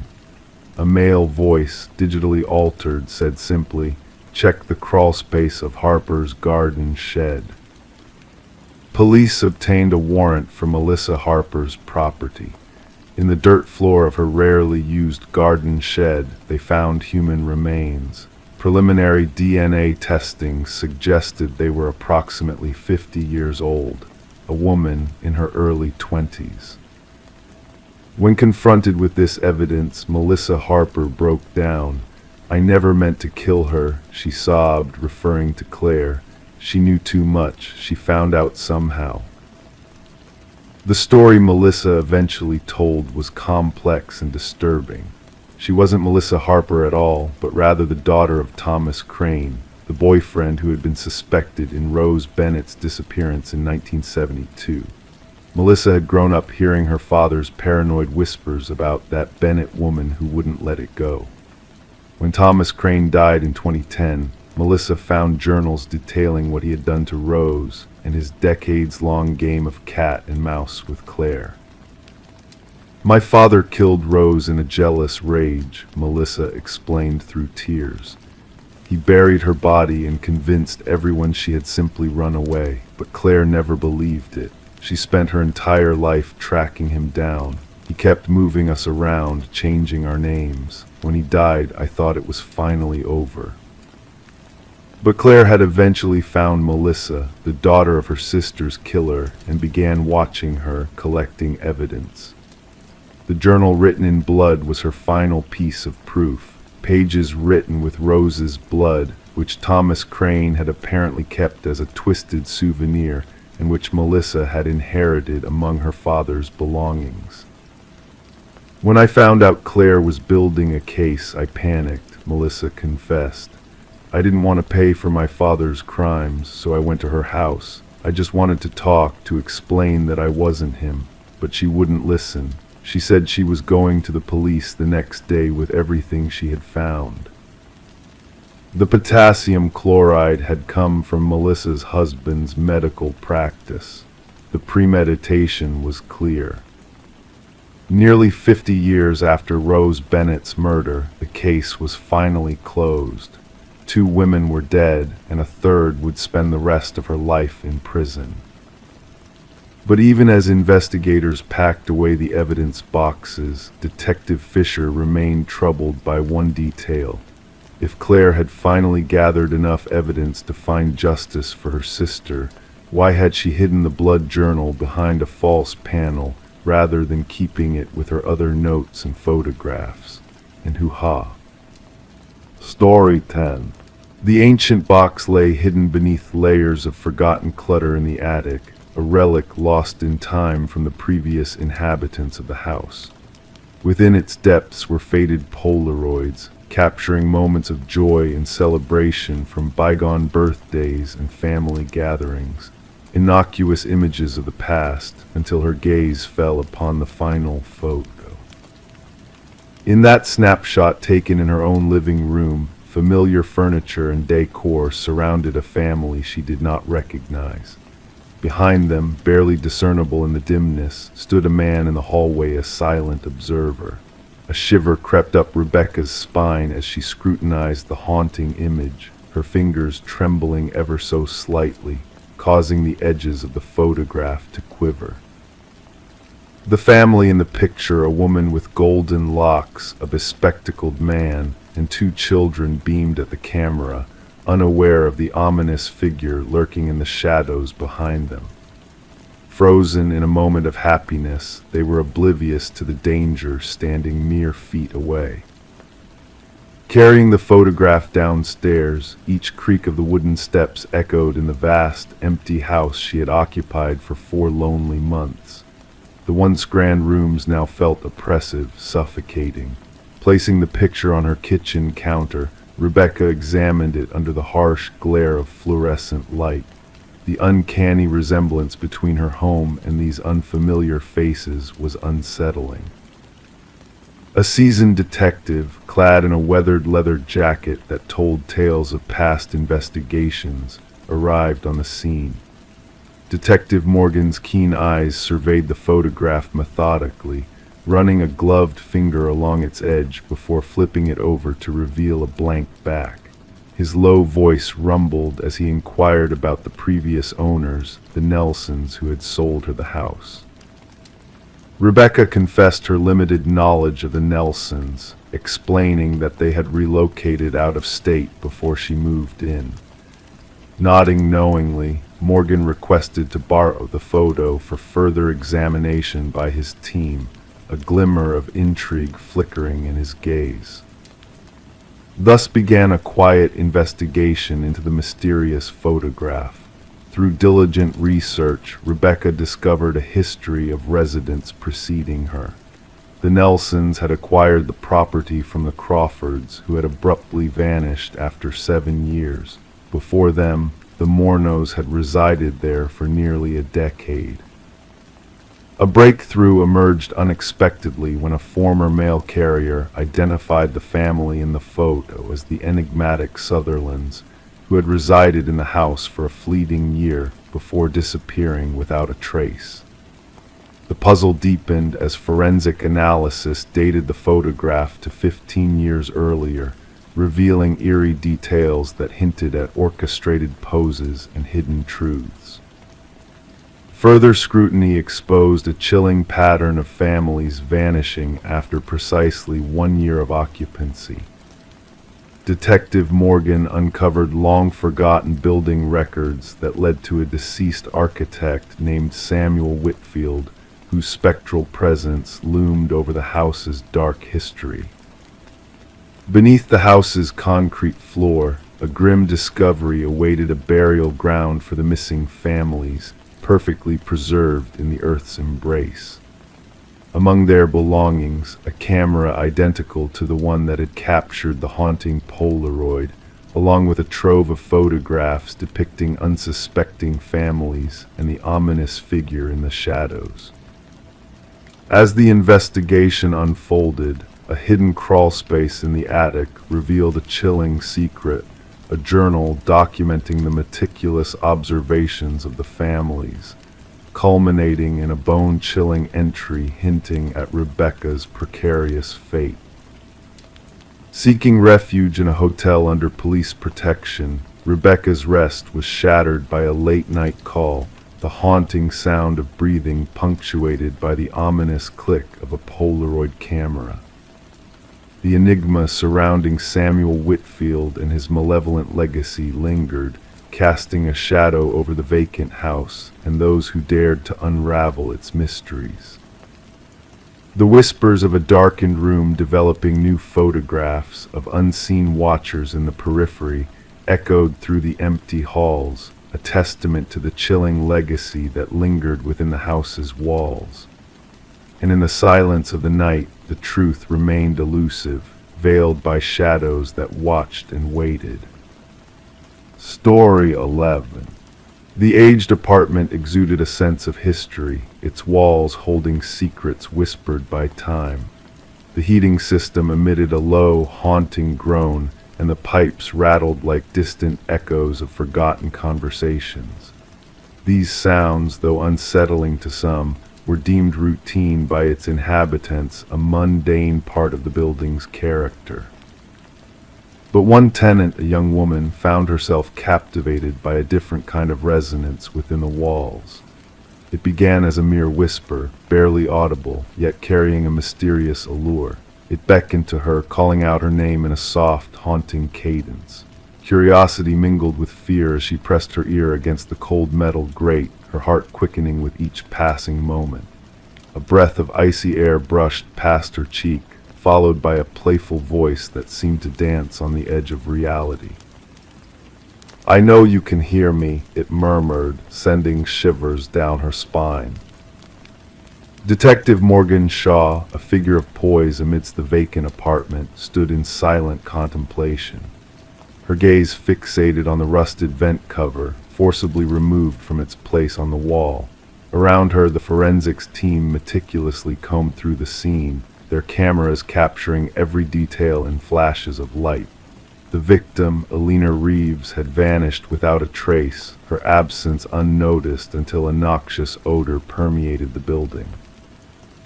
Officer Patel, his voice steady but tinged with intrigue, relayed the details to Shaw. Alina had reported hearing voices through the vents, a claim dismissed by building management as mere quirks of an old heating system. Yet the scratch marks surrounding the vent told a different story, a tale of desperation etched into metal, as if someone had sought escape from within. Alina, a beloved kindergarten teacher with a penchant for nurturing life, had left behind a trail of unanswered questions. Her once vibrant classroom now stood silent, her students' handmade cards a poignant reminder of her absence. Her sister, a portrait of grief, recounted Alina's descent into paranoia in the days leading up to her disappearance, a belief that unseen eyes watched her every move, whispering through the vents in a chilling symphony. As Shaw pieced together the fragments of Alina's life, a haunting realization took hold. The apartment, once a sanctuary of warmth and light, now bore witness to a darkness that lurked within its very walls. The forensics report unveiled unsettling clues, a tapestry of fibers linking victim to vent, a stranger's fingerprint imprinted on the cover's interior, a tapestry of dread woven into the fabric of reality. Amidst the shadows of suspicion, a revelation emerged, a hidden passage within Alina's bathroom, a gateway to the clandestine heart of the building. Within this covert network of walls and vents, a trove of artifacts awaited discovery, a testament to a voyeur's silent vigil, a predator's whispered promises. The investigation unraveled the sinister web woven by Harold Weber, the building superintendent whose facade of normalcy masked a macabre obsession. His computer revealed a digital shrine to his victims, their lives catalogued in meticulous detail.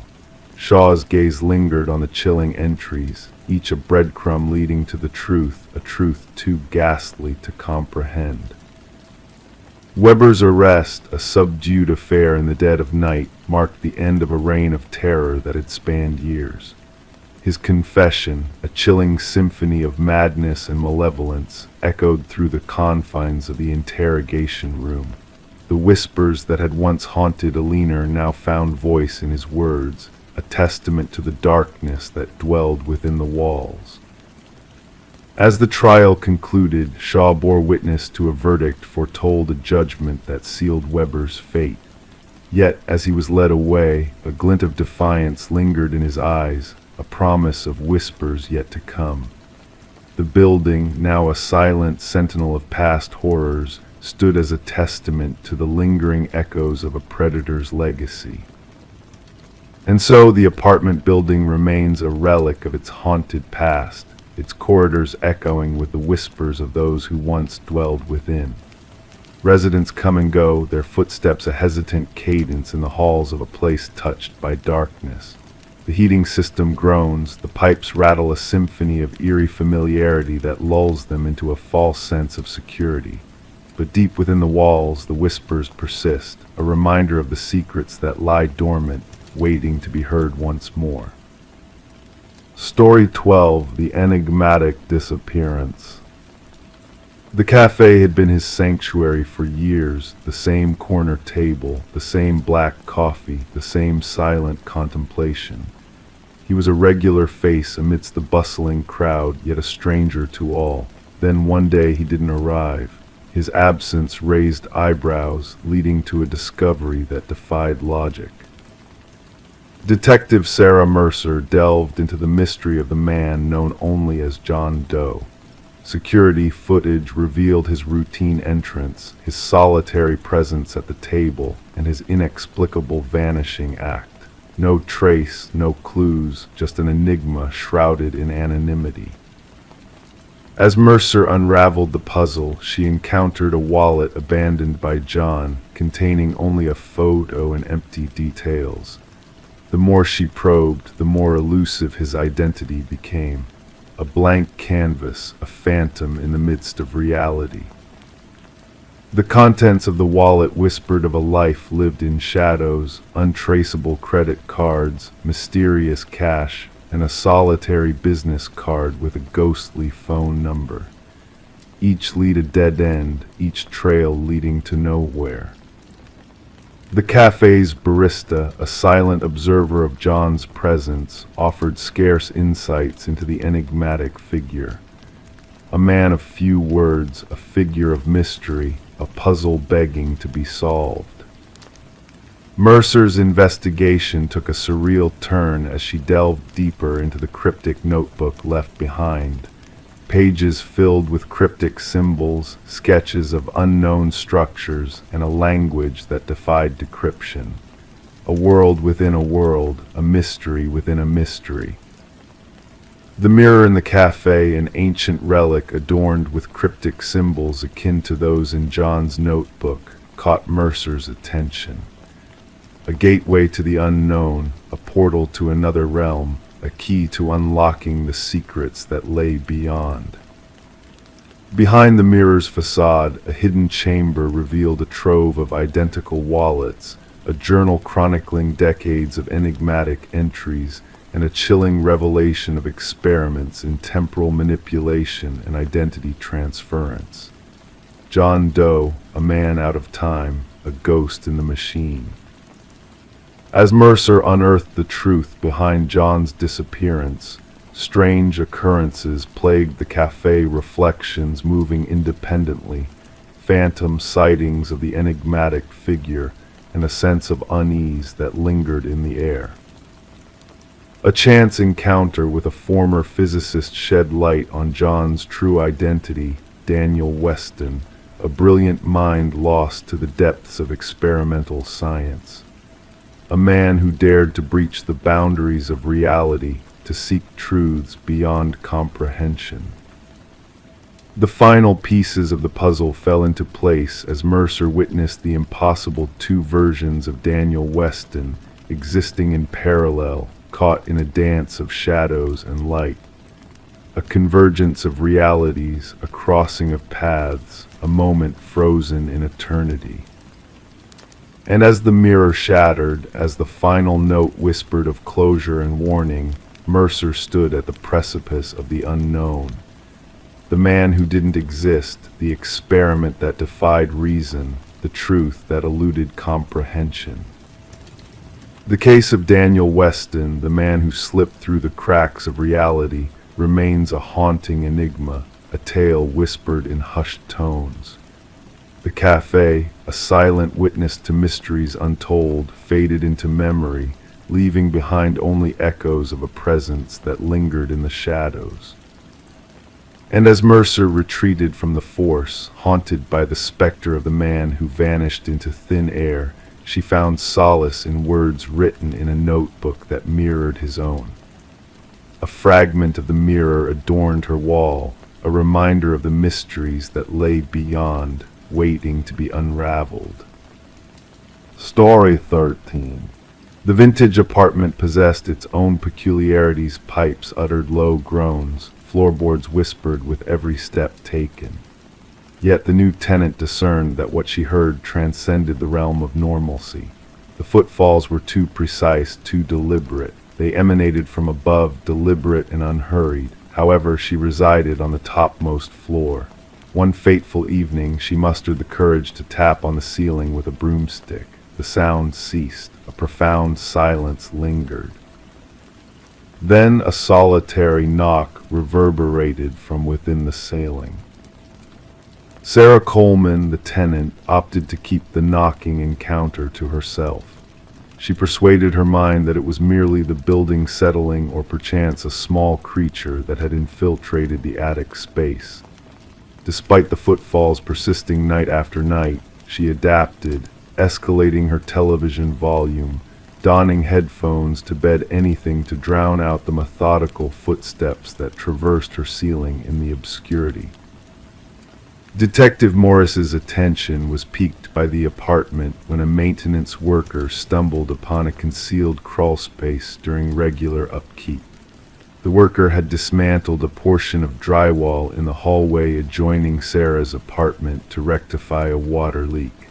Behind the wall, he stumbled upon a narrow passage that defied the building blueprints. Upon shining his flashlight inside, the beam revealed an improvised living area, scattered food wrappers, discarded water bottles, a soiled blanket, and a small diary. The building superintendent promptly summoned the police.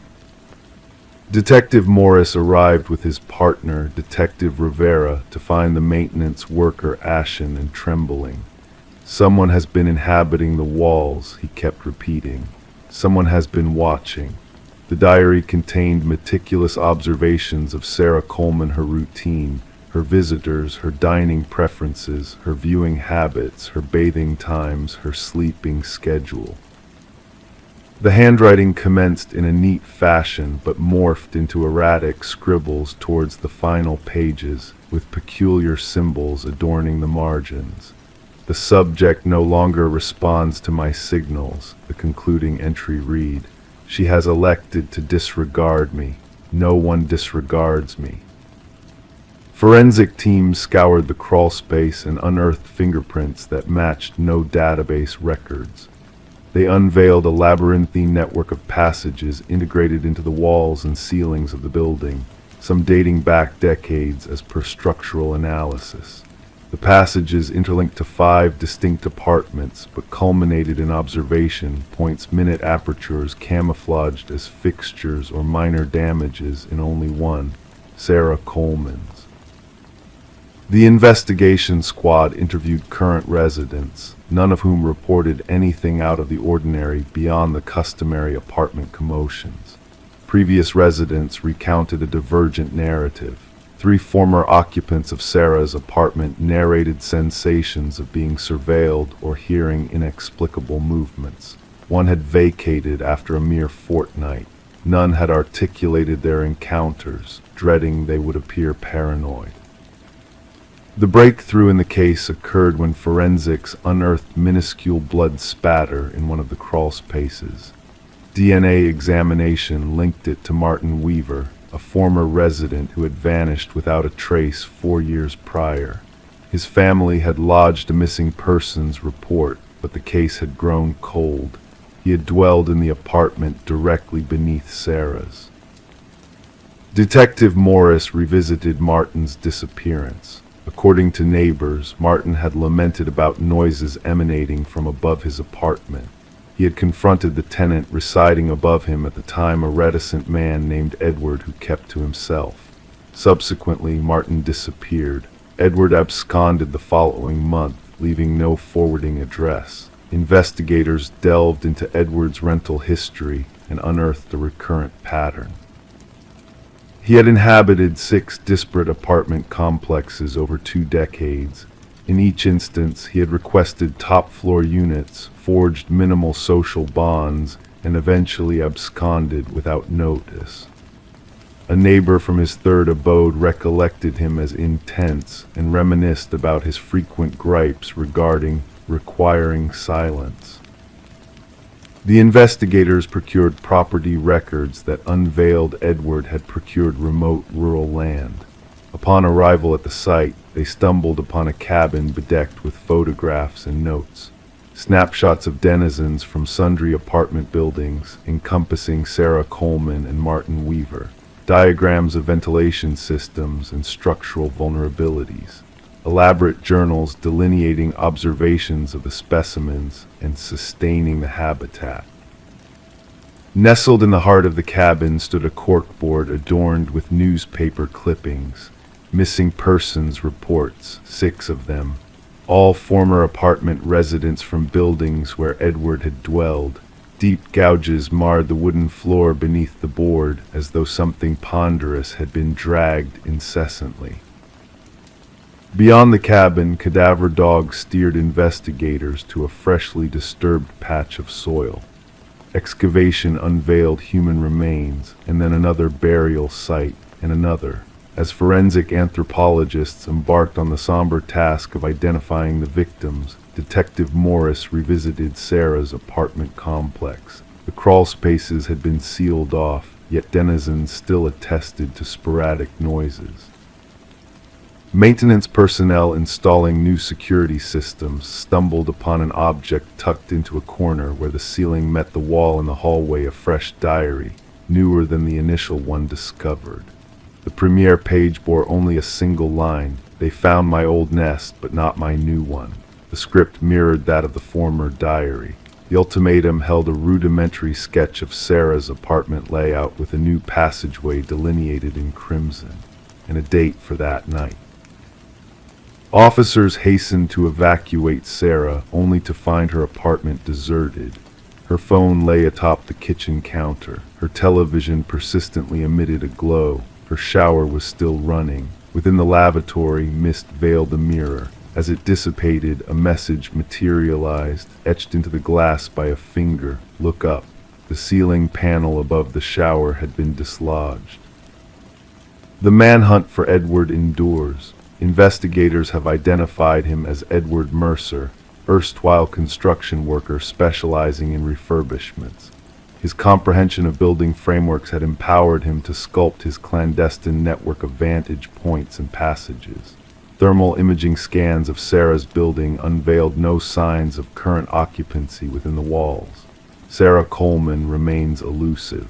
Her case has been correlated with akin disappearances across myriad states.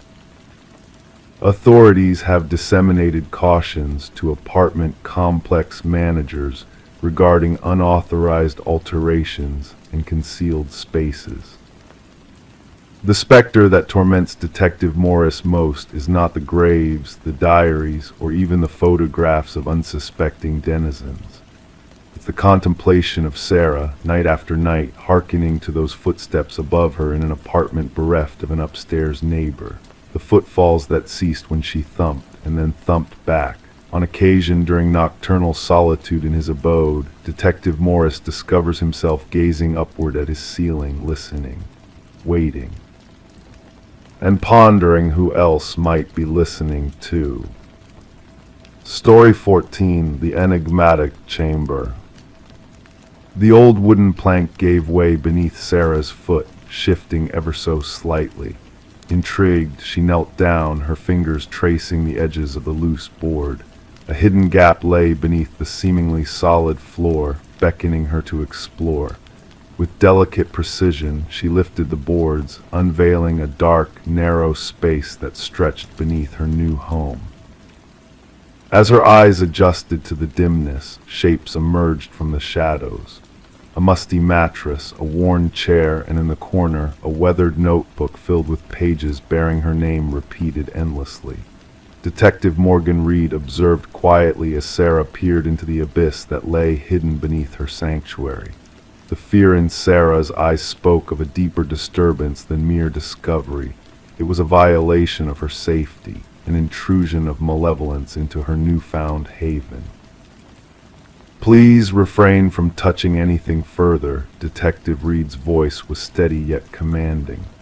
Clicking on her flashlight, she cast light upon the concealed chamber, revealing walls adorned with surveillance photographs, snapshots of Sarah's daily routines, her every move meticulously documented. A shrine of obsession, carefully concealed beneath her very feet. Sarah had purchased the quaint cottage from the estate of Walter Green, an elderly recluse with no known kin. The property had stood vacant for months, its listing only mentioning minor renovations. No mention was made of the hidden secrets lurking within. "I never met him, the former owner," Sarah whispered. "The neighbors claimed he kept to himself. The basement was supposed to be sealed off long ago. The inspections never hinted at this." Crime scene investigators arrived, their tools echoing against the wooden floors as they entered. They meticulously documented the eerie chamber, eventually removing the mattress, chair, and notebook for further analysis. Forensic experts uncovered a myriad of fingerprints belonging solely to Walter Green, painting a disturbing picture of his fixation on Sarah. A timeline emerged, revealing years of clandestine surveillance, his presence intertwined with hers unnoticed. The level of obsession often escalates, the department psychologist explained. Fantasies turn into plans. The hidden room suggests he was preparing for something more sinister. Detective Reed's investigation took a chilling turn when she interviewed a former colleague of Walter's. The man, uneasy, confessed. Walter spoke of her often. He believed she was someone he knew. I thought it harmless, just an old man's fancy. I never imagined. His voice trailed off, haunted by what he knew. A search of Walter's workplace locker unveiled a mysterious key, leading them to a storage unit registered in his name. Inside, a replica of Sarah's former life awaited them: furniture, decorations, even a mannequin resembling her. A calendar marked a date that sent shivers down their spines, a crimson circle emphasizing the word together. Walter's past revealed a history of institutionalization for erotomania, a delusion of love unreciprocated. Decades of normalcy shattered by his fixation on Sarah, a trigger for his dormant obsessions. As Sarah walked through the house one final time, she couldn't shake the chilling what-ifs. What if she hadn't noticed the loose plank? What if Walter had succeeded in his twisted plans? The chapter closed with Walter's death, his actions labeled stalking with intent, though his plans were thwarted. Sarah chose to leave, seeking solace far from the memories that haunted her. Detective Reed kept a watchful eye, a silent guardian of what could have been. The cottage found new owners, oblivious to its dark past. The hidden chamber sealed, the floorboards replaced. Life moved on, but for those who knew the truth, the tale of the room beneath the floor lingered, a cautionary tale of unseen dangers, of monsters unchecked, and of victims unaware of how close they came to their own demise. Story 15. The tale unfolds in a dimly lit costume emporium on the brink of closure, where remnants of the past were being liquidated. Amidst the fading inventory, a woman chanced upon a singular mask perched upon a dusty shelf. Its delicate features exuded an eerie, lifelike quality that stirred a deep unease within her. Placing it before the cashier, a flicker of uncertainty crossed his face as he muttered, "That's not ours."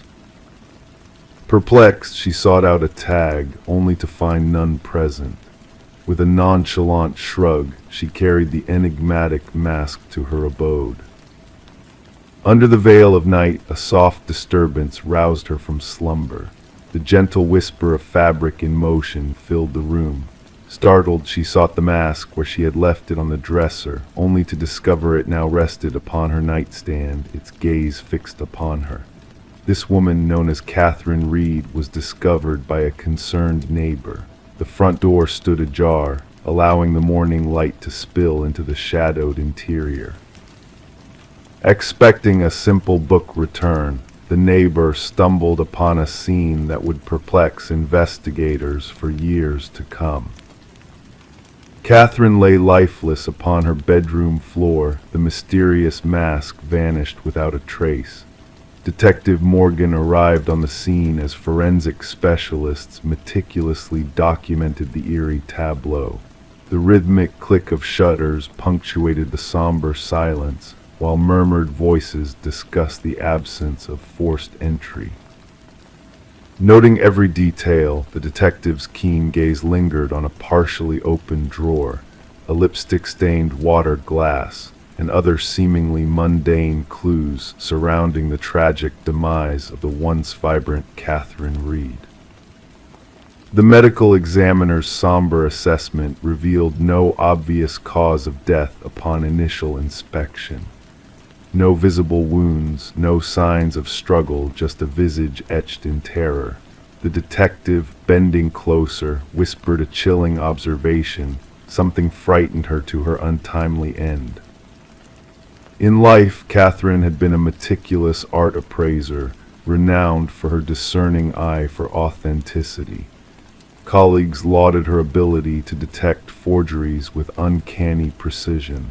Could this very talent have led to her sinister fate? Security footage from the costume shop offered a puzzling clue.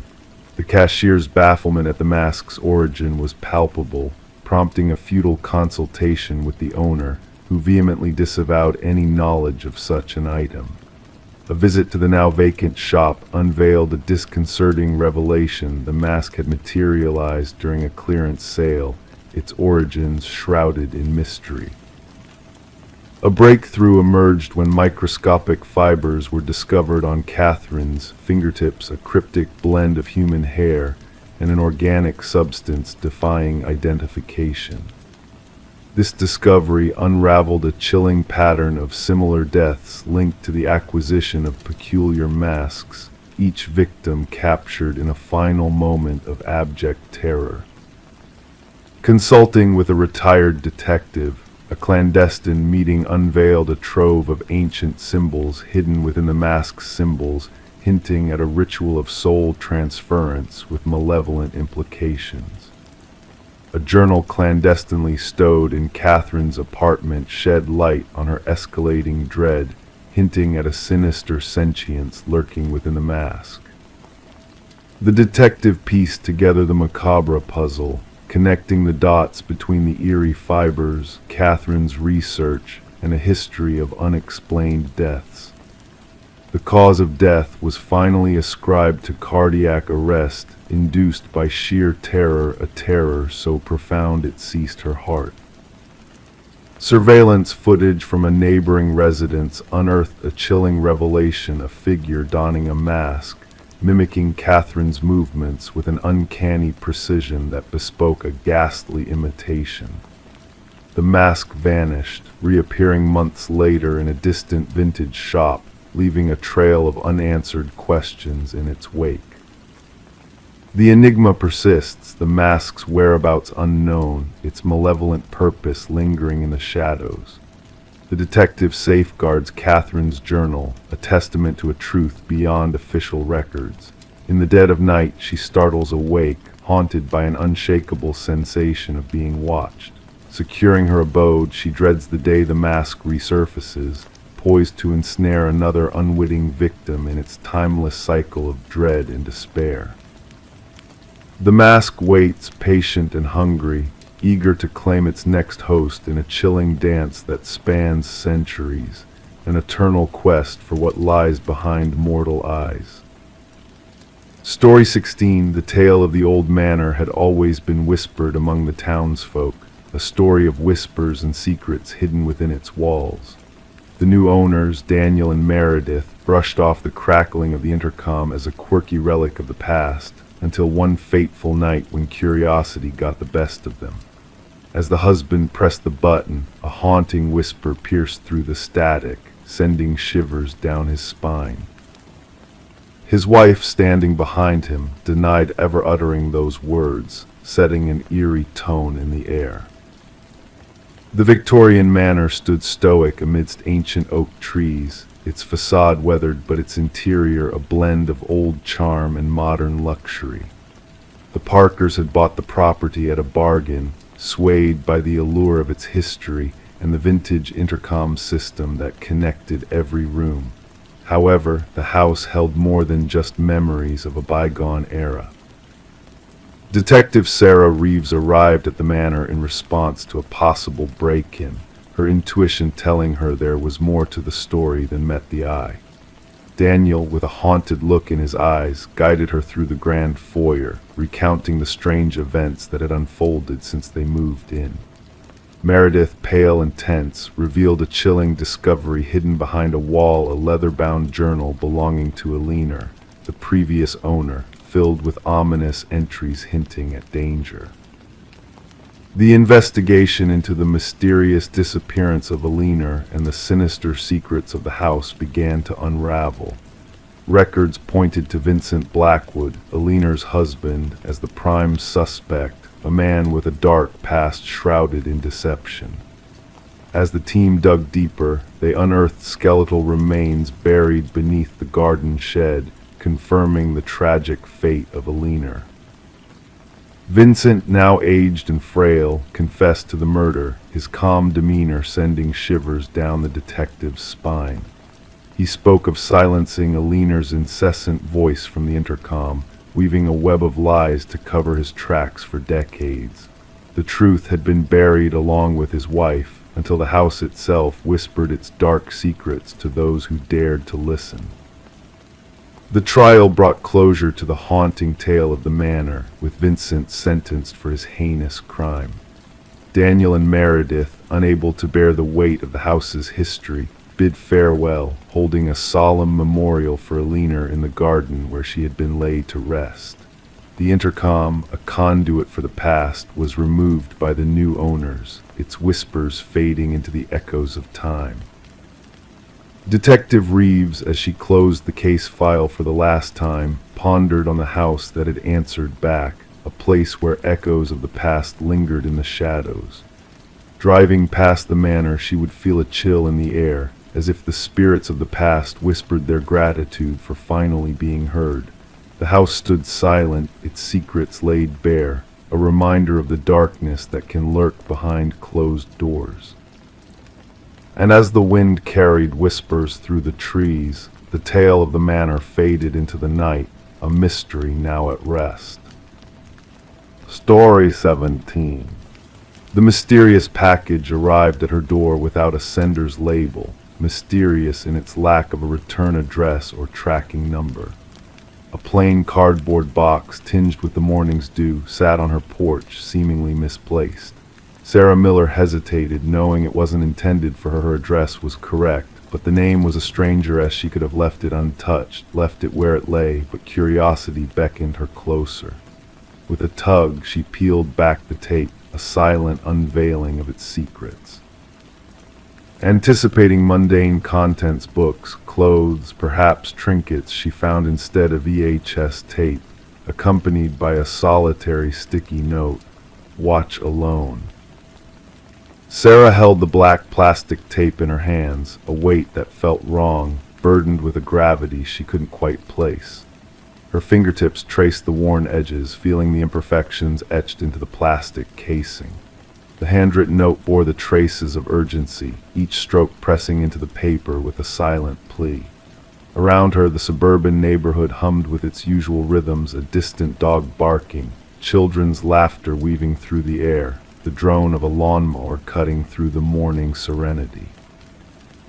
Unaware of the silent drama unfolding within Sarah's home, life continued its ordinary course. She carried the package inside, setting it on her kitchen counter, uncertainty clouding her thoughts. The name Daniel Whitaker meant nothing to her. In her 4 years in the house, she had never encountered mail addressed to that name. The previous occupants, the Johnsons, had bid farewell to the place, leaving behind their traces and memories. Curiosity warred with unease as she glanced at her seldom used VCR, a relic of days gone by. There was something about the tape, a whisper of mystery cloaked in worn black plastic. Against her own better judgment, Sarah slid the tape into the machine. At first, static danced across the screen, a curtain of white noise that gradually sharpened into focus. A dimly lit room materialized, bathed in the soft glow of a lone lamp. The camera angle was askew, casting shadows over a man seated in a wooden chair, his features initially shrouded in darkness. "My name is Daniel Whitaker," his voice emerged, soft but unwavering. "If you're watching this, someone found you, and that means they'll find me too." As he leaned forward, illumination revealed a face etched with weariness and vigilance, tired eyes, stubble framing his jaw, disheveled hair. "I didn't do it, you have to believe me. They framed me with planted evidence, my fingerprints, my DNA, all of it." The camera trembled as Daniel adjusted it, unveiling the stark simplicity of the room he occupied, a bare space, devoid of comfort, a temporary refuge for a man on the run. "The police report will paint me as her killer, but I never even knew her until she was gone, dead, murdered in her own home, and somehow they pinned it all on me." Detective Eliza Ramirez studied the VHS tape before her, the latest in a series of cryptic messages from Daniel Whitaker. Each tape, each recipient, woven into a web of deceit surrounding Catherine Walsh's murder. The suspect vanished without a trace, now haunting the investigation through these enigmatic recordings. The initial case against Whitaker seemed a clear-cut affair: DNA evidence, witness sightings, circumstantial links all pointing towards his guilt. Until the tapes surfaced, casting shadows of doubt over the truth. The tapes complicate matters, Detective Ramirez voiced her thoughts, recording the twists and turns of the case. Whitaker's tale straddles a thin line between deception and revelation. Her evidence board painted a stark picture: images of Catherine Walsh, a whistleblower against PharmaCorp, her demise tied to the dark secrets she unearthed. The detective sensed a nefarious hand guiding the narrative, obscuring the truth beneath layers of deceit. Sarah Miller's world shifted 3 days after the initial tape. A second package carrying a trove of incriminating documents, proof of Catherine's findings, a trail leading straight to the heart of PharmaCorp. Detective Ramirez, aided by the other recipients, traced Whitaker's digital breadcrumbs, unraveling a conspiracy that spanned corporate corridors and shadowed alleyways. The truth, a fragile thread, threatened to unravel the carefully woven tapestry of lies. The breakthrough came when Sarah noticed a detail overlooked by others: a reflection in a window, a glimmer of truth hidden in plain sight. Together with Detective Ramirez, they followed the trail to a storage unit, a clandestine repository of damning evidence. Daniel Whitaker's journal, Catherine's files, and a damning confession etched in ink, all leading to the doorstep of PharmaCorp's head of security, the mastermind behind the intricate frame-up. Justice, a quiet arrival, not heralded by sirens but by the weight of irrefutable proof. 3 executives indicted, the truth unfurling like a banner of vindication. Daniel Whitaker emerged from his exile, a ghost of his former self, the specter of false accusations still lingering in his eyes. Sarah met him once more, their paths converging on that fateful porch, where innocence and guilt had clashed in a battle of shadows. "Why me?" Sarah's voice carried a whisper of uncertainty, a question lingering in the air. "Why send it to my address?" Whitaker met her gaze, exhaustion etched into his features. "The algorithm chose you. I needed strangers, unconnected to me or Catherine, those who could see beyond the lies spun by the media." In that moment of shared silence, they pondered the fragility of truth, the thin veil separating justice from orchestrated deceit. As the VHS tapes found their place in evidence, tangible relics of a hidden saga, Sarah realized the profound truth that sometimes justice arrives in unexpected parcels, bearing unfamiliar names, awaiting the daring souls willing to peer beyond the surface. Story 18, the worn envelope, its corners tinted yellow, bore a fresh stamp, as though it had traveled through time to reach its destination just days ago. With delicate precision, the detective unfolded its contents. Inside lay a lone sheet of paper, the words typed hastily in a jagged, uneven script. "I regret what I've done." A dampness clung to the paper, carrying with it a faint scent of iron that lingered in the air. It was then that the detective's gaze fell upon the reddish streak along the paper's edge. Not ink, but blood. Detective Sarah Morgan, with a practiced touch, secured the letter in an evidence bag, her gloved hands moving with meticulous care. The forensics team's findings confirmed her suspicions: the blood was human, a match to DNA from an unsolved homicide that had plagued the department for years. The victim, a young journalist named Rebecca Warren, had been discovered in her apartment, bearing multiple stab wounds. Her laptop was missing, her notes scattered, hinting that her investigation might have led to her tragic end. Despite tireless efforts, the case had grown cold until this cryptic letter found its way to the homicide division, a message of remorse or manipulation. The paper bore few fingerprints, only ghostly smudges hinting at gloved hands. The postmark, however, offered a thread to follow. Gathering her team in the dimly lit briefing room, Morgan pinned the letter's image to the board, a focal point amidst a sea of dead-end lights. "This changes everything," she announced to the room. "Our perpetrator carries a burden of guilt." Detective James Chen, her steadfast partner, studied the letter thoughtfully. "Or perhaps it's a facade," he countered. "A macabre performance meant to toy with us." The unique typewriter impressions led the forensics team down a path to a model long out of production, a relic of the past with a haunting presence in the present. They combed through antique shops, seeking a match to the obsolete machine. As the investigation unfolded, they delved into Rebecca's life, uncovering her relentless pursuit of truth and justice. Her assignment, delving into a family embroiled in power and intrigue, had exposed her to danger. Interviews with her boyfriend, Michael Barnes, unveiled a shadow of fear in his eyes, a revelation of secrets kept and warnings unheeded. A second letter arrived, mirroring the first in its eerie composition. This time the confession was more detailed. She delved too deep into the family's secrets, the inheritance, the patriarch's demise. It spiraled beyond my control. Their journey led them to the grand estate of the deceased patriarch, where suspicion lingered in the air like a ghostly presence. The eldest son, Richard, presented a veneer of composure, his explanations too polished to be sincere. A breakthrough emerged when microscopic fibers linked the envelopes to custom stationery owned by the youngest daughter, Eleanor, implicating Richard in the sinister correspondence. A hidden chamber in Richard's home unveiled a trove of damning evidence articles about Rebecca, surveillance records, and the vintage typewriter that birthed the chilling letters. Blood analysis sealed the connection to the victim. The tangled web extended further, weaving a thread between Richard and Michael through financial transactions that hinted at a sinister pact.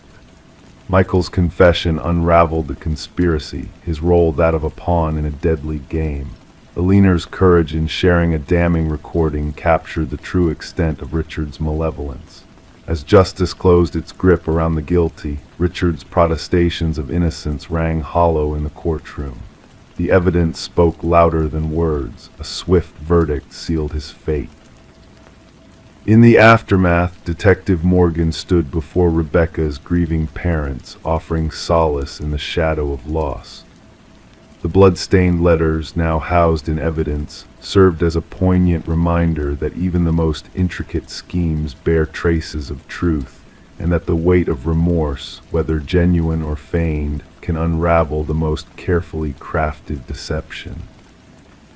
The tale of Rebecca Warren became a lesson etched in the annals of detective lore, a testament to the power of old relics and the silent whispers of guilt that echo through the corridors of justice. Story 19. In a quiet apartment that had sat empty for months, new tenants moved in with little expectation, just dust, perhaps some abandoned furniture. However, one door stood firm, refusing to yield. It was a closet locked from within. The landlord, with reluctance, forced it open, anticipating old coats or forgotten items. Instead, they discovered a sight that sent chills down their spines. The walls bore deep, uneven scratches, etched into the wood with desperation. And nestled in the corner, an ancient flip phone, its battery long extinguished except for a solitary, unread message glowing on the screen.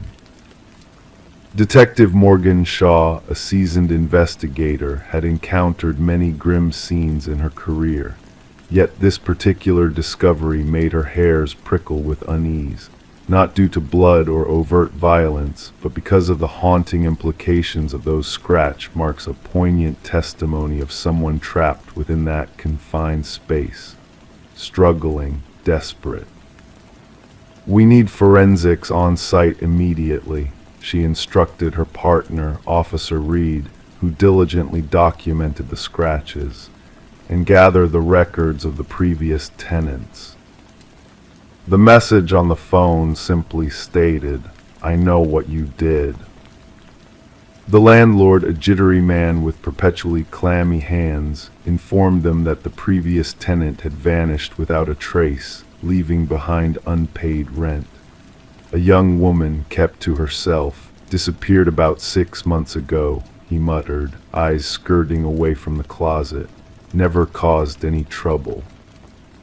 Forensics analysis unveiled multiple blood traces ensconced in the scratch marks on the walls.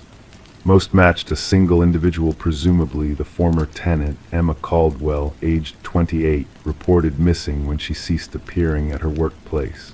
However, 2 other DNA samples were unearthed. One remained unidentified in the database, while the other belonged to an individual supposedly deceased for 2 years.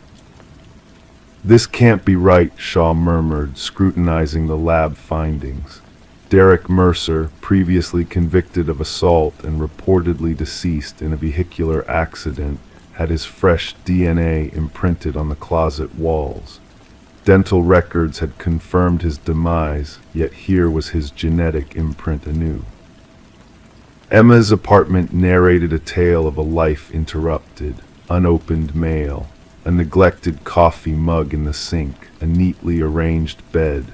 Her phone records unveiled a pattern: regular calls with her sister, abruptly terminated. Additionally, there were numerous calls from an unfamiliar number in the weeks leading up to her disappearance.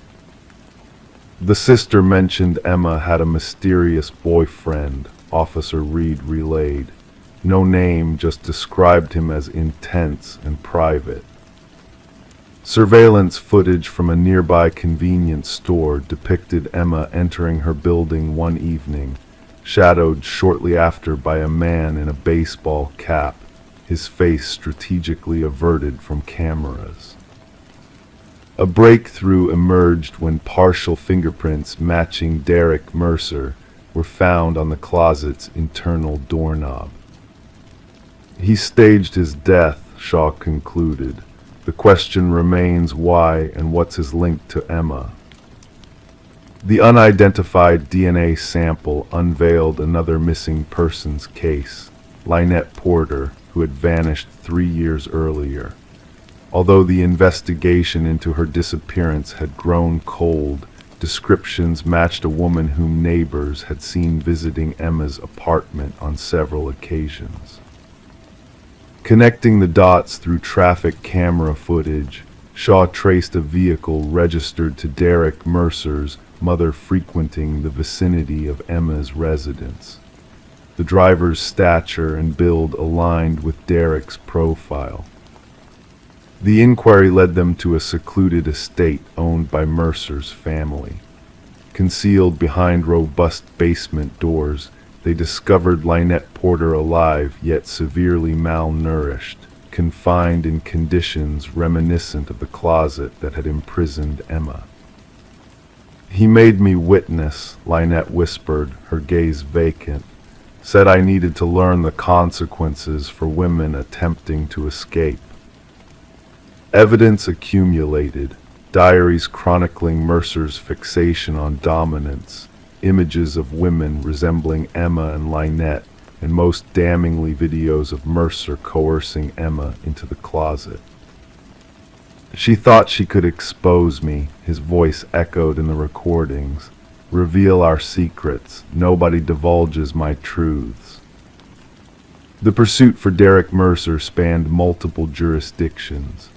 While law enforcement scoured for him, forensic psychologists constructed a profile that sent shivers down the investigators' spines. Mercer didn't crave mere death, he derived pleasure from inflicting torment, relishing the sight of hope dwindling in cramped confines. Upon Mercer's apprehension at a bus terminal, he bore a new identity and a ticket to a coastal destination. Nestled in his backpack were a roll of duct tape, a hunting knife, and a newspaper clipping chronicling Emma's vanishing. During interrogation, Mercer maintained a composed, almost affable demeanor. "She sent that text herself," he asserted regarding the phone. "She desired someone to locate her. but she didn't merit salvation. The trial unveiled the intricate ruse Mercer had woven to fake his demise, utilizing dental records from a vagrant mirroring his physical attributes. For 2 years he had eluded detection, fixating on women resembling his initial victim. Emma's remains were never recovered. Forensic evidence hinted at her eventual demise within that claustrophobic closet, futilely etching at walls that would never yield. The jury swiftly returned a guilty verdict after deliberating for a mere 4 hours. As the judge pronounced a life sentence devoid of parole, Mercer offered a faint smile, as if content in a private logic known only to him. During the sentencing, Lynette Porter addressed the court. He confined us in small spaces because that's where his mind dwells imprisoned in darkness. While he decays in his cell, I shall stand beneath the sun. The case reshaped departmental procedures for missing persons inquiries, emphasizing relationship patterns and scrutinizing rental properties. Detective Shaw preserved the closet door from Emma's apartment on her office wall, a poignant reminder that the most harrowing crime scenes are not always drenched in blood, but in the poignant marks of one fighting to survive. Story 20. In the quiet of the night, a faint flicker danced across the screen of the baby monitor, catching the mother's attention. At first she brushed it off as a glitch, a simple interference in the feed, but then a crackling of static filled the room and a voice, soft and hushed, whispered, "SHHH, go back to sleep." A shiver ran down her spine, her heart quickening with unease. Hastily she hurried to her son's room, dread tightening her chest, only to find the crib empty, the room still, the window shut tight, and the door securely locked. The only anomaly was the stuffed rabbit lying on the floor, its dark, glassy eyes fixed upon her. Rebecca's screams pierced the night, tearing through the silence until her voice grew hoarse. The neighbors, stirred by her cries, summoned help, and soon emergency services descended upon the scene. They discovered her cradling the stuffed rabbit, lost in a world of disbelief and fear. Her baby boy, Samuel, vanished without a trace. The investigation unfolded slowly, yielding little in the way of answers. No signs of forced entry marred the home, the security system remained undisturbed, and the baby monitor footage offered only the chilling voice and eerie static. How could a child be taken from a locked home without a single trace, save for a misplaced toy? Suspicions turned toward Rebecca, her strained marriage, her battle with postpartum depression.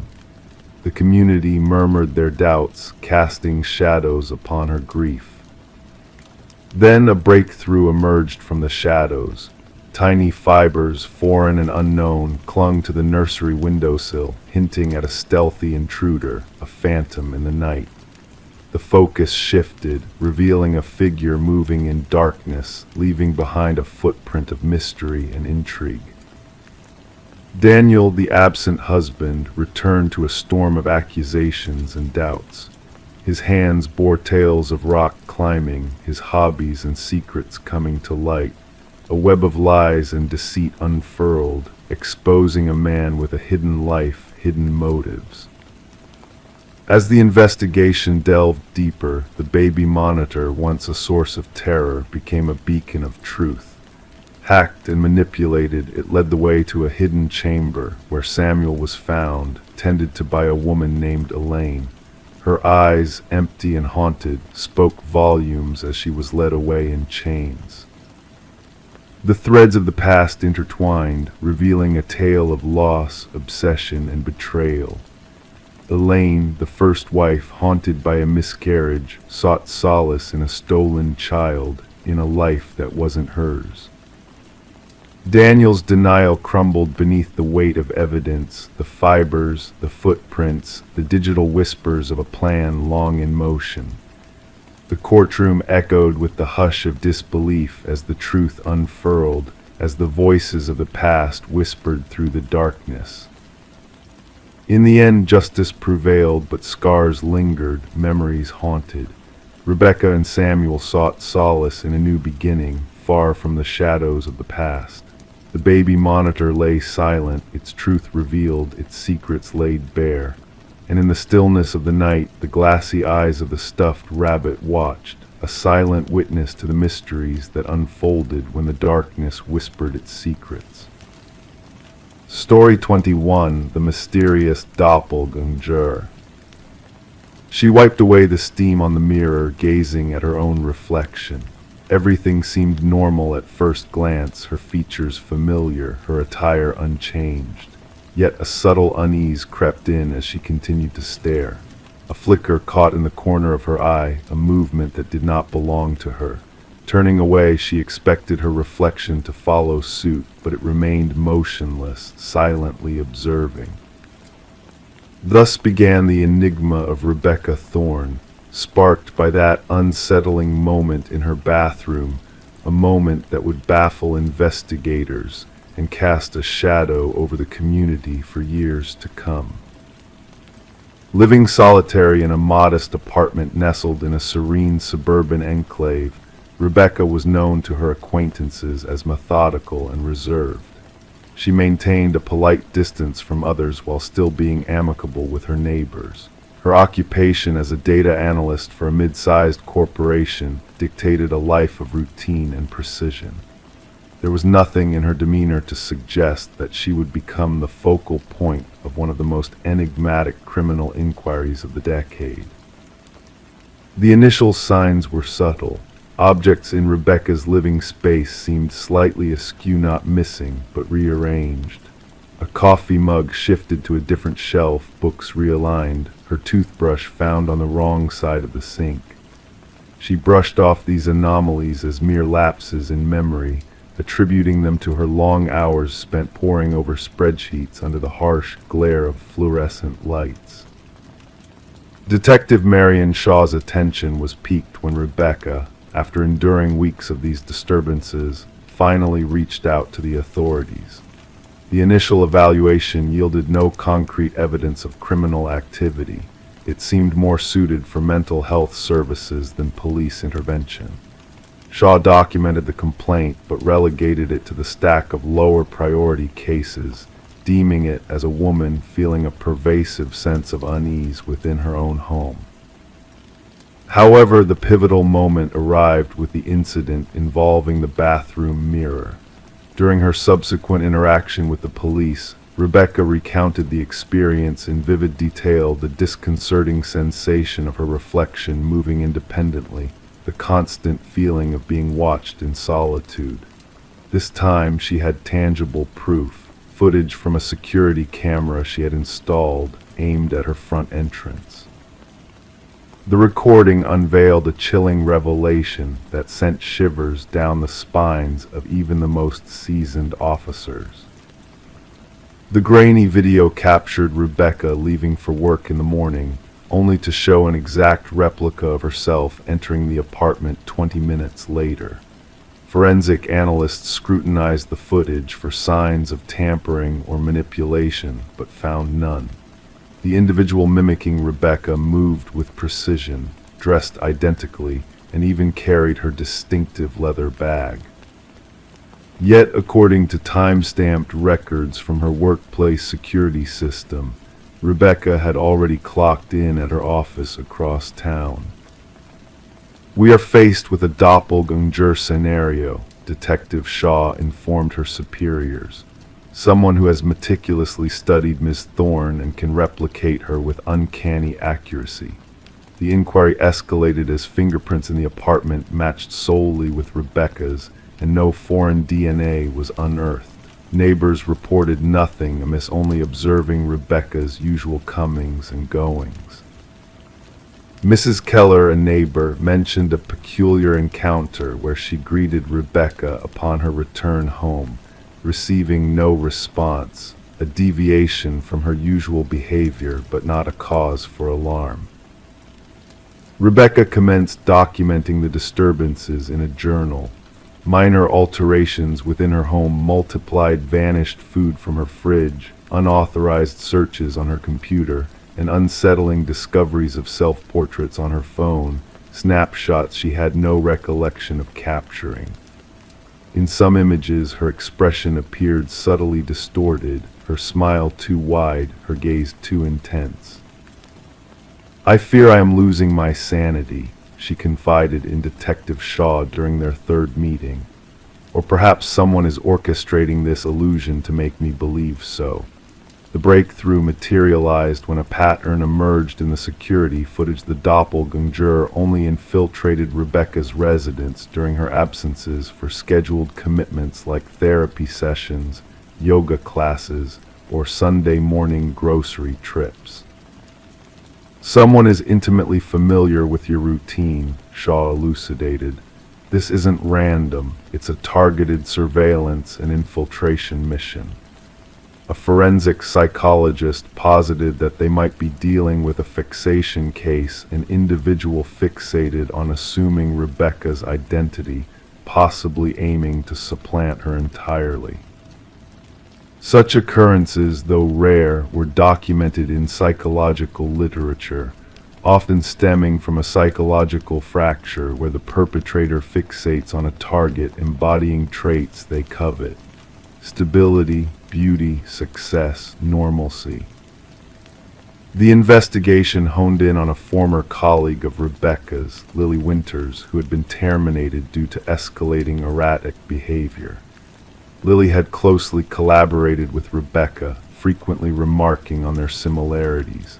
Post-dismissal, she sent Rebecca a series of unsettling emails, one of which read, "We could be one and the same. Sometimes I feel more like you than you do." Detective Shaw secured a warrant to search Lily's abode, unveiling a chilling revelation that transformed the narrative from disconcerting to horrifying. One room in Lily's dwelling had been transformed into a replica shrine of Rebecca's bedroom. The walls were plastered with photographs, countless snapshots of Rebecca entering her apartment, shopping, socializing, all taken without her knowledge. A closet harbored duplicates of Rebecca's attire, makeup brands matching hers adorned a vanity, alongside meticulous notes on her mannerisms, speech patterns, and daily routines. The most incriminating evidence surfaced in the form of practice videos.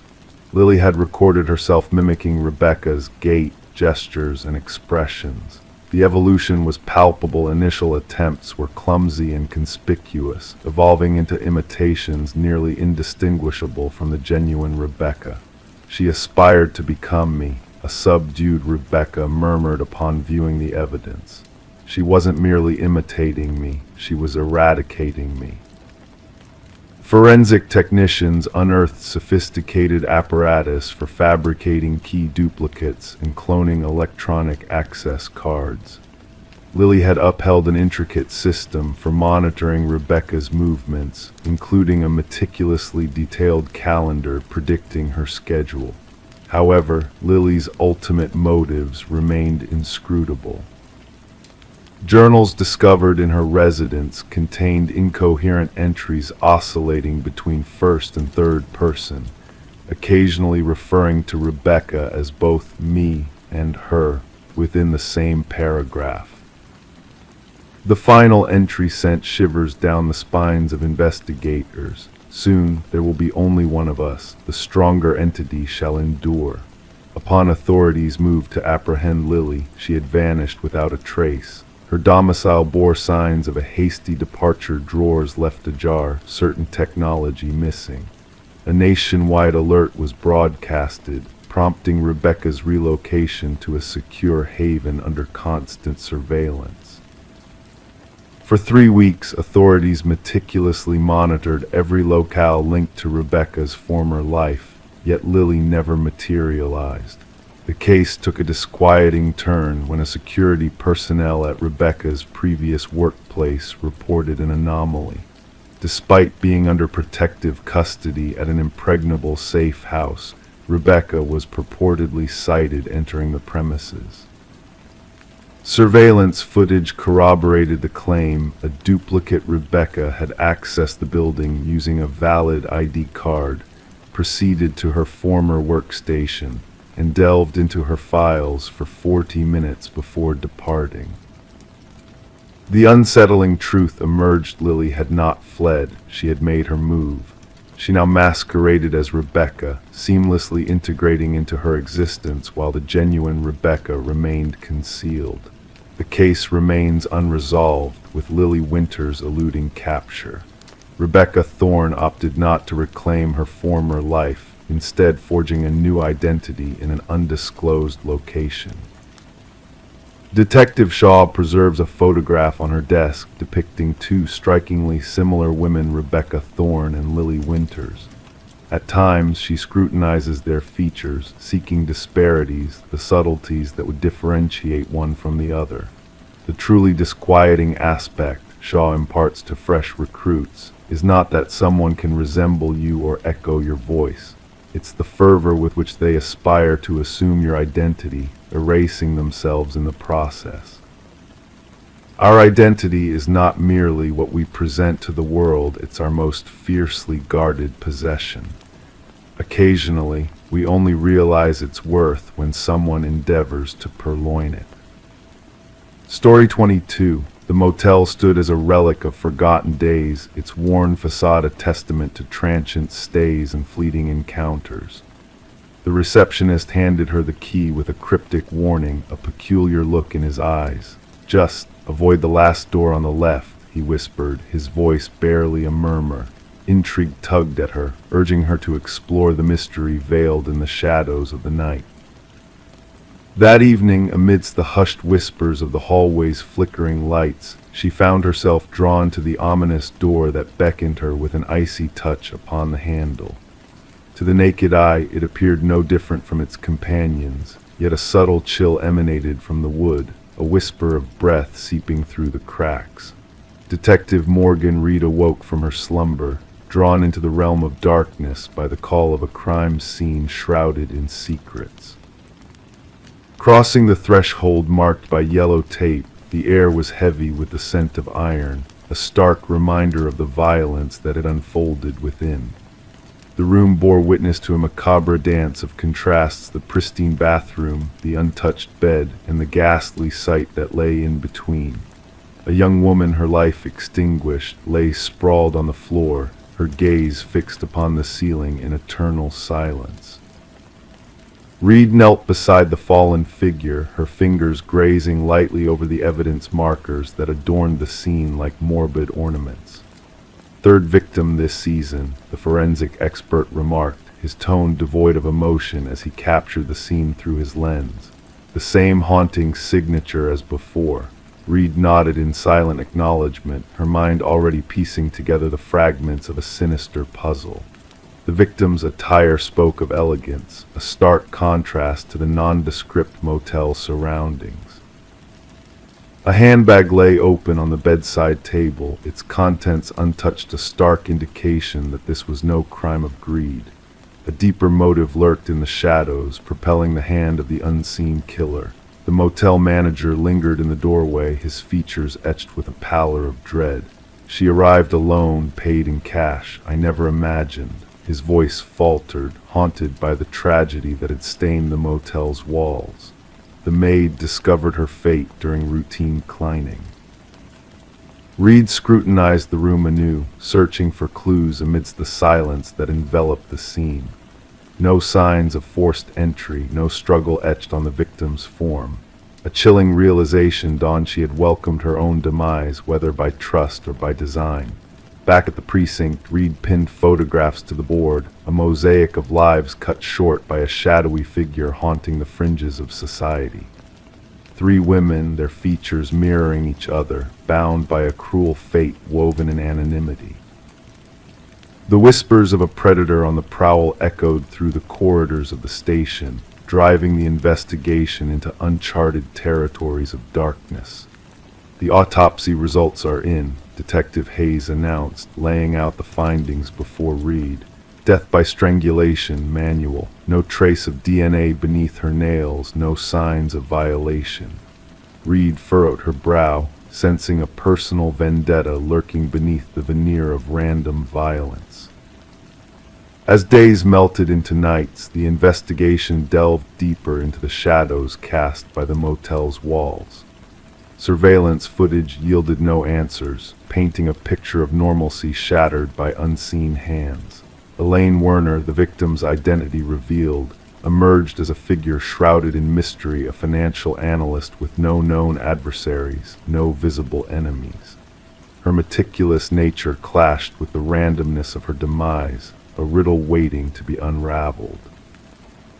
A breakthrough emerged during an interview with Werner's sister, trembling hands clutching a cup of coffee as she unraveled the tale of hidden liaisons. She spoke of a man from her workplace, a man named C. The sister confessed, her voice quivering with suppressed emotion. Secretive, complicated, perhaps even married. Reed leaned in, her gaze intent upon the trembling figure before her. Did she ever mention his full name?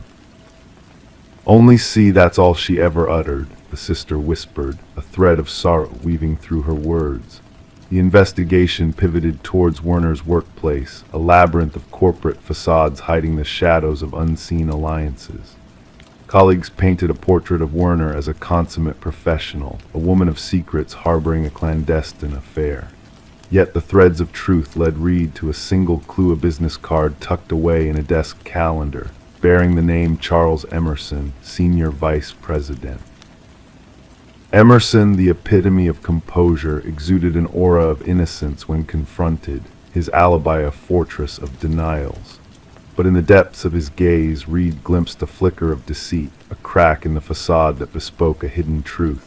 Did Elaine Werner extend beyond the realms of professionalism in your interactions? Reed inquired, her voice a velvet whisper masking the storm within. A fleeting shadow crossed Emerson's features, a veil of deception swiftly veiled. "Solely professional," he asserted, his tone stealing against the encroaching doubts. In the days that followed, forensics wove a tapestry of guilt around Emerson, linking him to the dark tapestry of death that had claimed Werner's life. Partial prints from her handbag found their match in Emerson's touch, a damning connection forged in shadows. "We shared a bond that soured with time," Emerson confessed, his voice tinged with regret. "She threatened to unveil our secret, to shatter the faade I had built." "A bond potent enough to spill blood?" Reed's question hung heavy in the air, a blade poised to strike at the heart of the darkness that enveloped them. Emerson's resolve wavered, his words a fragile shield against the onslaught of truth. "I never set foot in that motel," he protested, his voice a desperate plea for absolution. Yet the web of evidence ensnared him, the digital footprints, the fibers of guilt woven into the fabric of his existence. The interrogation room bore witness to the unraveling of a man's facade, the veneer of respectability stripped away to reveal the monster lurking beneath.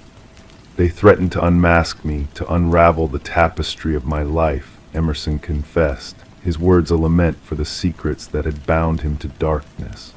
The trial unfolded with a symphony of revelations, a courtroom drama that laid bare the sins of the perpetrator before a jury of his peers. Families gazed upon the spectacle, their hearts heavy with the weight of justice meted out. Emerson, stoic in his defiance, accepted his fate with a cold detachment that chilled the onlookers to the bone. A sentence of life without parole echoed through the chambers, sealing his fate in the annals of infamy. As Reed locked eyes with the man who had walked the corridors of darkness, she glimpsed not a shred of remorse, but a void, a hollow emptiness where humanity should have resided. The media christened it "The Door on the Left" case, a tale that resonated through the annals of true crime lore, a cautionary tale of shadows lurking in plain sight. Psychologists delved into Emerson's psyche, dissecting the twisted pathways that had led him astray. But for Reed, the case remained an open wound, a reminder that some doors, once opened, could never be shut.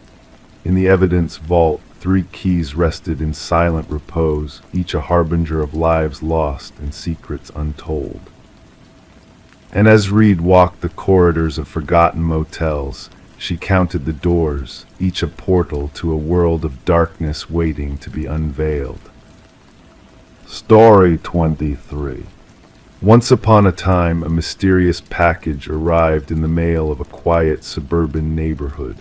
It was wrapped in a plain envelope, devoid of any return address, containing a single brass key that had aged with time.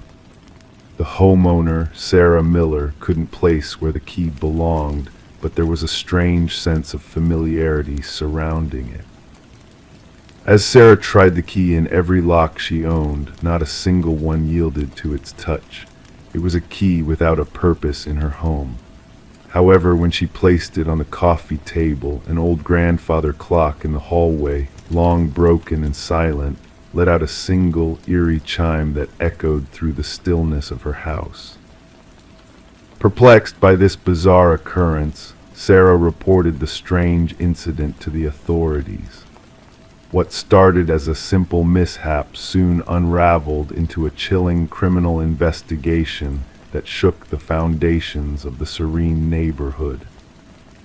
The responding officer, initially brushing off Sarah's concerns as a mere mistake, took the key as evidence to pacify her unease.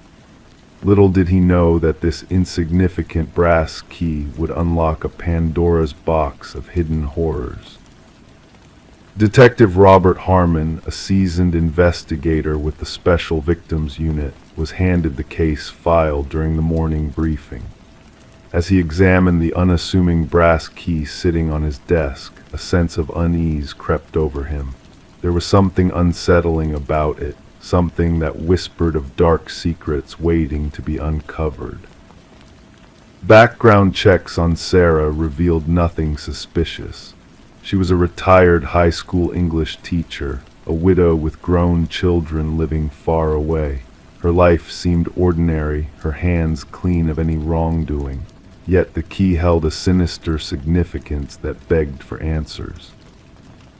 Forensic analysis found no fingerprints on the key except for Sarah's. The envelope provided no clues, just a generic postmark from a distribution center.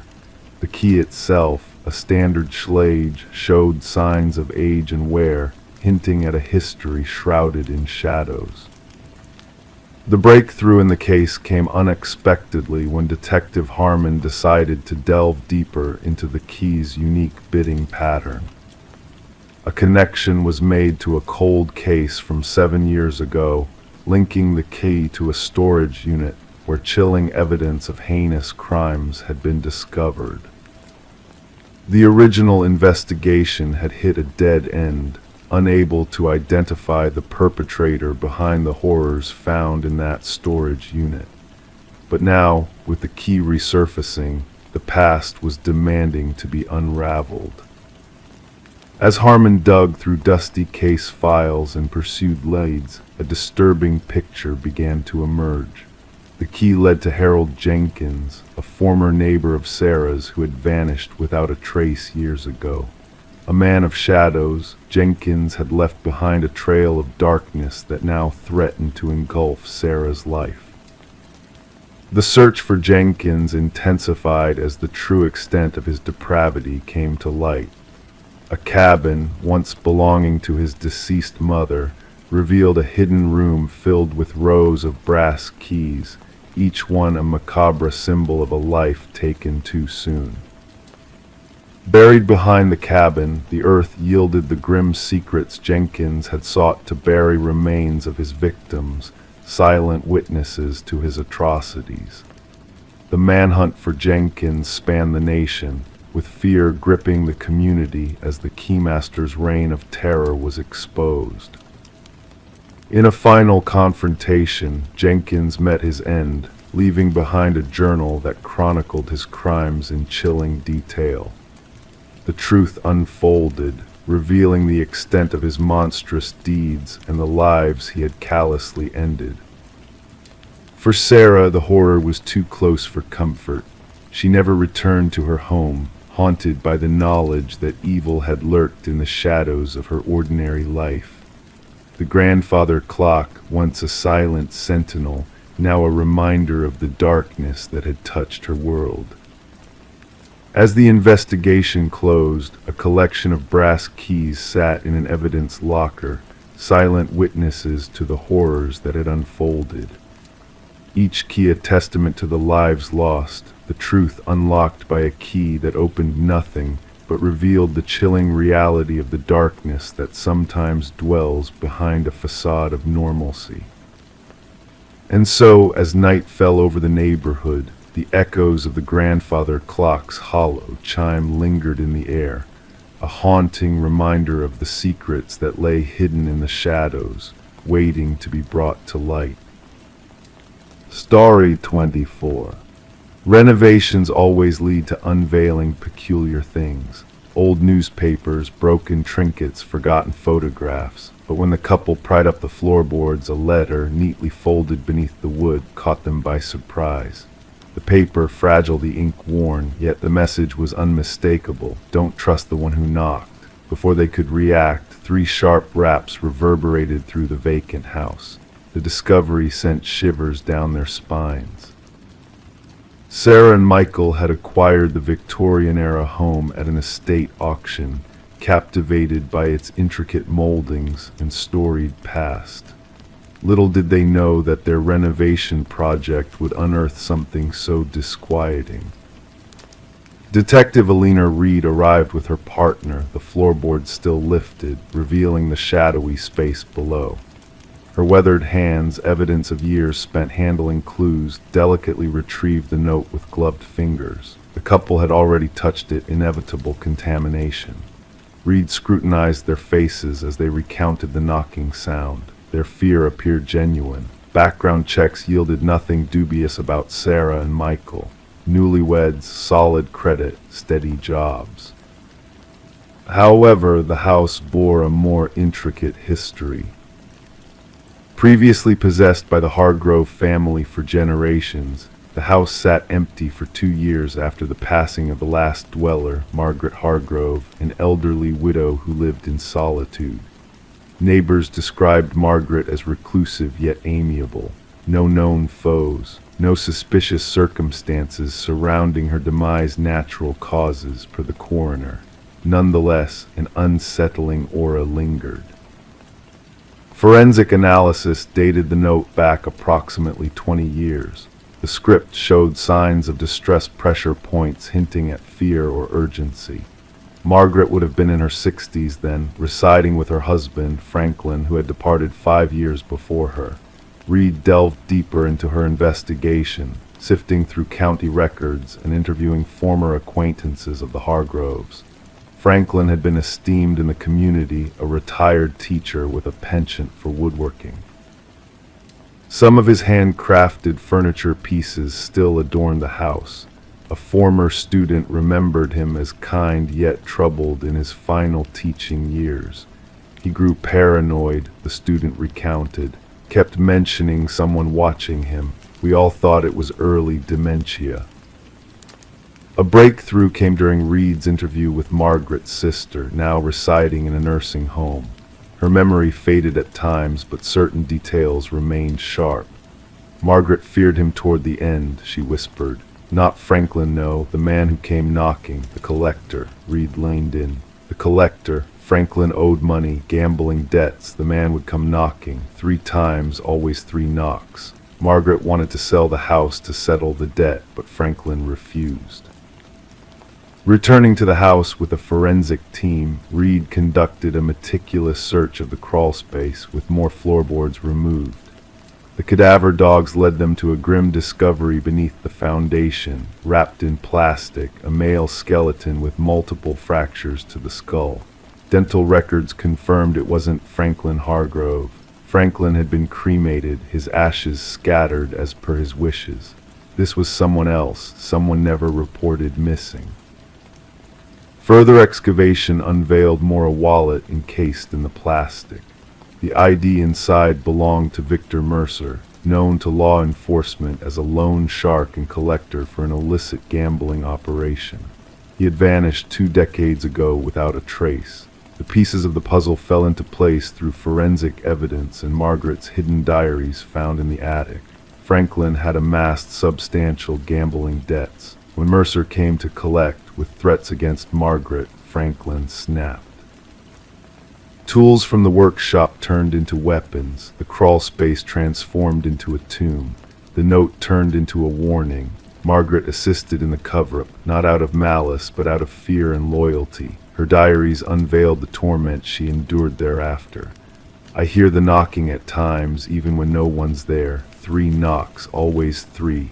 Franklin claims it's my imagination.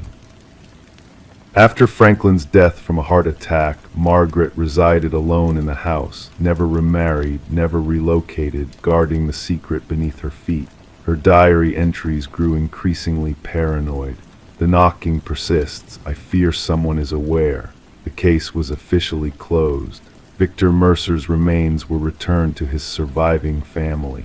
Justice, cold and belated, was finally served. Sarah and Michael sold the house, unable to bear its history.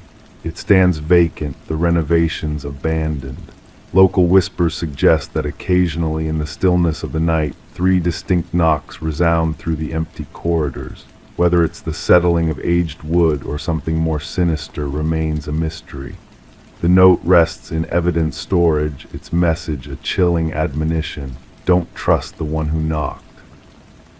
Margaret never clarified whether she meant Mercer, Franklin, or perhaps another entirely, someone who had unearthed their secret and used it to torment her in her final years.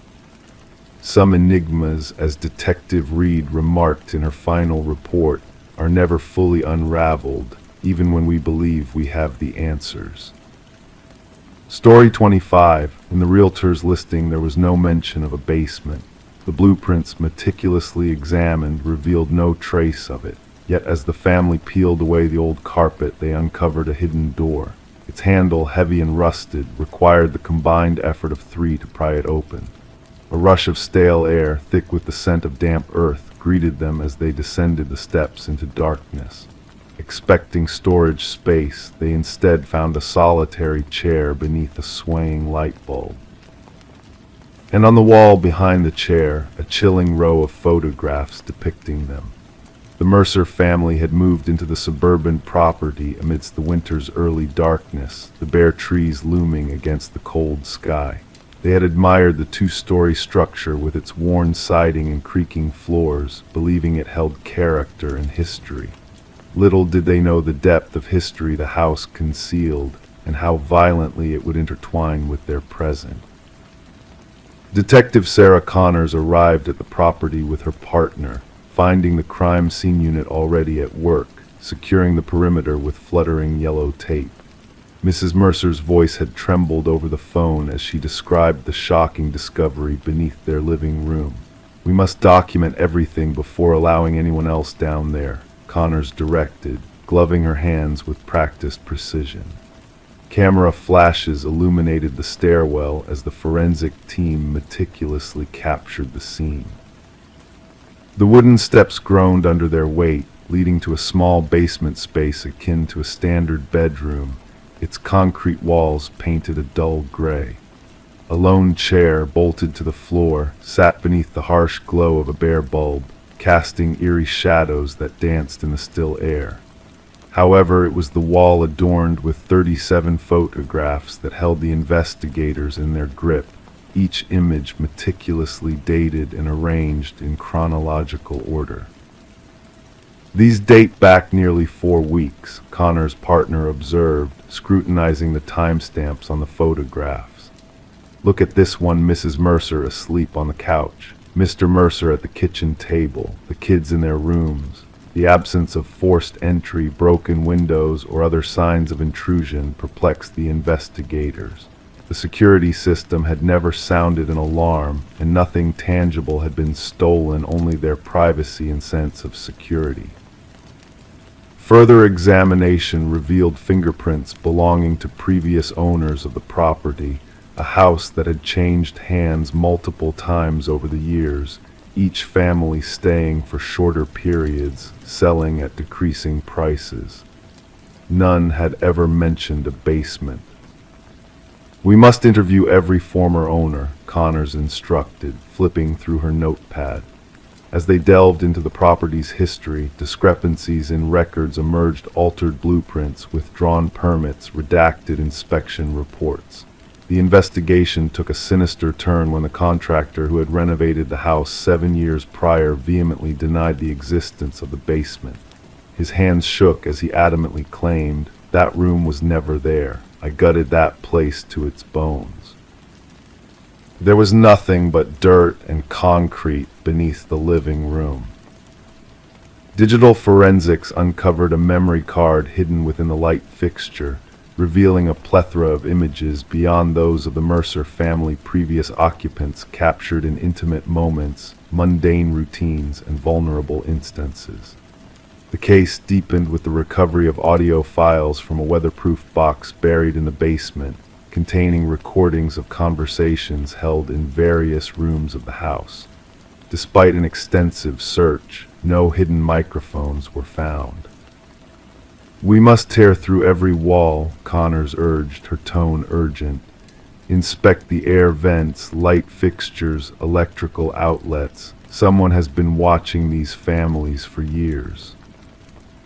Behind the photograph-laden wall, investigators unearthed a narrow passageway leading to a monitoring station, a desk, a chair, a laptop linked to wireless cameras, and a journal filled with meticulous observations of each family.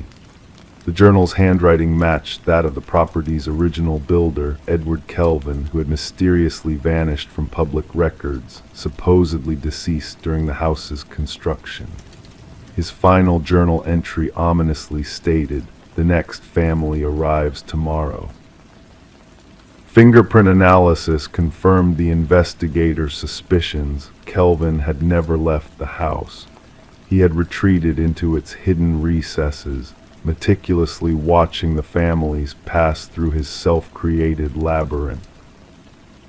After a 3-day manhunt, Kelvin was discovered curled within a crawlspace between the second-floor bedrooms, his body frail and accustomed to the tight spaces he had constructed within the walls. During interrogation, he portrayed the families as characters in his private drama, watched with clinical detachment as if they were specimens. He professed no physical harm or theft, merely a possessive observation. The families, including the Mercers, fled the property, leaving behind their possessions, haunted by the violation of their privacy. The subsequent trial unveiled the extent of Kelvin's surveillance network, revealing hidden rooms and observation points meticulously integrated into the house's design. The house, unbeknownst to its residents, had been fashioned as an elaborate viewing apparatus by Kelvin. Upon the jury's verdict, Kelvin remained impassive, retreating into his own mental architecture, where he could continue to navigate the house that now existed solely in memory. The property was razed, the families left to grapple with the realization that their most intimate moments had been monitored from within the walls they had trusted to shield them. In quiet moments, the families found themselves glancing at air vents, light fixtures, and corners, wondering if they were ever truly alone, if their sanctuary had ever been truly theirs. The violation endured, a lingering specter of Edward Kelvin's voyeuristic legacy, a reminder that even the safest havens may conceal unseen eyes and unheard whispers. Story 26: The Unveiled Secrets of the Victorian Home. In the quiet embrace of a Victorian-era home, Michael and Sarah Klein embarked on a journey they never expected. The house, with its ornate woodwork and high ceilings, whispered tales of bygone days, drawing the couple in with its old-world charm. It began innocently enough, a mere water stain marring the master bedroom's floral wallpaper. But as they peeled back the layers, a hidden narrative unfurled before them. Beneath the surface, a name emerged: Alina Winters, scrawled in ink, a haunting repetition that spanned the entire wall. Intrigued and unnerved, Michael and Sarah delved into the mystery of Alina Winters. Their search led them down a digital rabbit hole where they unearthed a missing persons case from decades past. The woman in the faded photograph bore an uncanny resemblance to the elegant silver-haired woman who had sold them the house, Margaret Cavendish. As dusk settled, casting shadows across the kitchen island, the couple's investigation deepened. Property records revealed no trace of Alina Winters, only the enigmatic Margaret Cavendish. The missing woman's story lingered like a ghost, a puzzle begging to be solved. With each passing day, the house revealed more secrets. Hidden beneath the floorboards, a trove of identification cards painted a portrait of duplicity. Alina Winters and Margaret Cavendish blurred into one, their faces mirroring each other in a twisted dance of identity. But the true revelation came with the discovery of Rebecca Eldridge, a name entwined with Alina's fate. Through a web of deceit and dissociation, Rebecca had woven herself into Alina's story, blurring the lines between reality and illusion. Forensic teams descended upon the Victorian home, unearthing long-buried truths from beneath the earth. Alina Winters, lost to time, found her voice in the whispers of the walls. Rebecca, in her fractured state, confessed to a crime long forgotten, her guilt etched into the very foundation of the house. And as the final pieces of the puzzle fell into place, Michael and Sarah stood witness to a saga that transcended time. Justice, though delayed, found its way to Alina's family, bringing closure where there was once only mystery. The Victorian home, once a sanctuary of secrets, now stood as a testament to the shadows that lingered within its walls. A place where the past bled into the present, where the echoes of a fractured mind whispered tales of love and loss, of obsession and tragedy. And as the night enveloped the house in a blanket of silence, Michael and Sarah found solace in the knowledge that some mysteries are meant to be unraveled, even if the unraveling leaves behind a trail of darkness in its wake. Story 27. The old Polaroid held secrets, a snapshot frozen in time from a forgotten birthday. Faces smiled, candles flickered, nothing out of the ordinary. Yet when the daughter inherited the box of aged photos, she noticed it. A shape lingering in the background behind the cheerful group. A man half shrouded in darkness, standing just beyond the reach of the candlelight. He didn't belong to the family. No one recalled his presence, but with each photo, he drew nearer. Sarah Winters stumbled upon the collection while sorting through her mother's attic post-funeral. A simple cardboard box labeled Memories held a treasure trove of faded photographs capturing past family gatherings. What should have brought solace turned into the prologue of a haunting tale. In the initial photo, he was a mere blur, a silhouette on the periphery during her 7th birthday celebration. The mysterious figure loomed by the glass door, face obscured, observing. In the subsequent photo, taken moments later, he had crept inside. By the third, he stood behind her uncle. None in the photos seemed aware of his presence.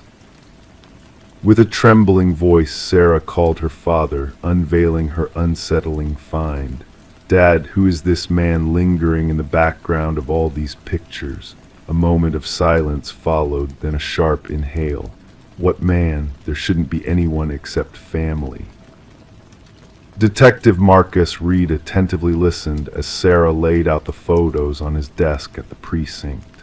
Rain drummed against the windows, casting dancing shadows over the evidence. The detective's weathered hands moved deliberately from one photo to the next, his gaze narrowing. "And no one recognized this individual?" he inquired, his voice steady but intrigued. "No one," Sarah affirmed, but observed the progression. She arranged the photos chronologically. The detective leaned in, the metal chair protesting under his weight.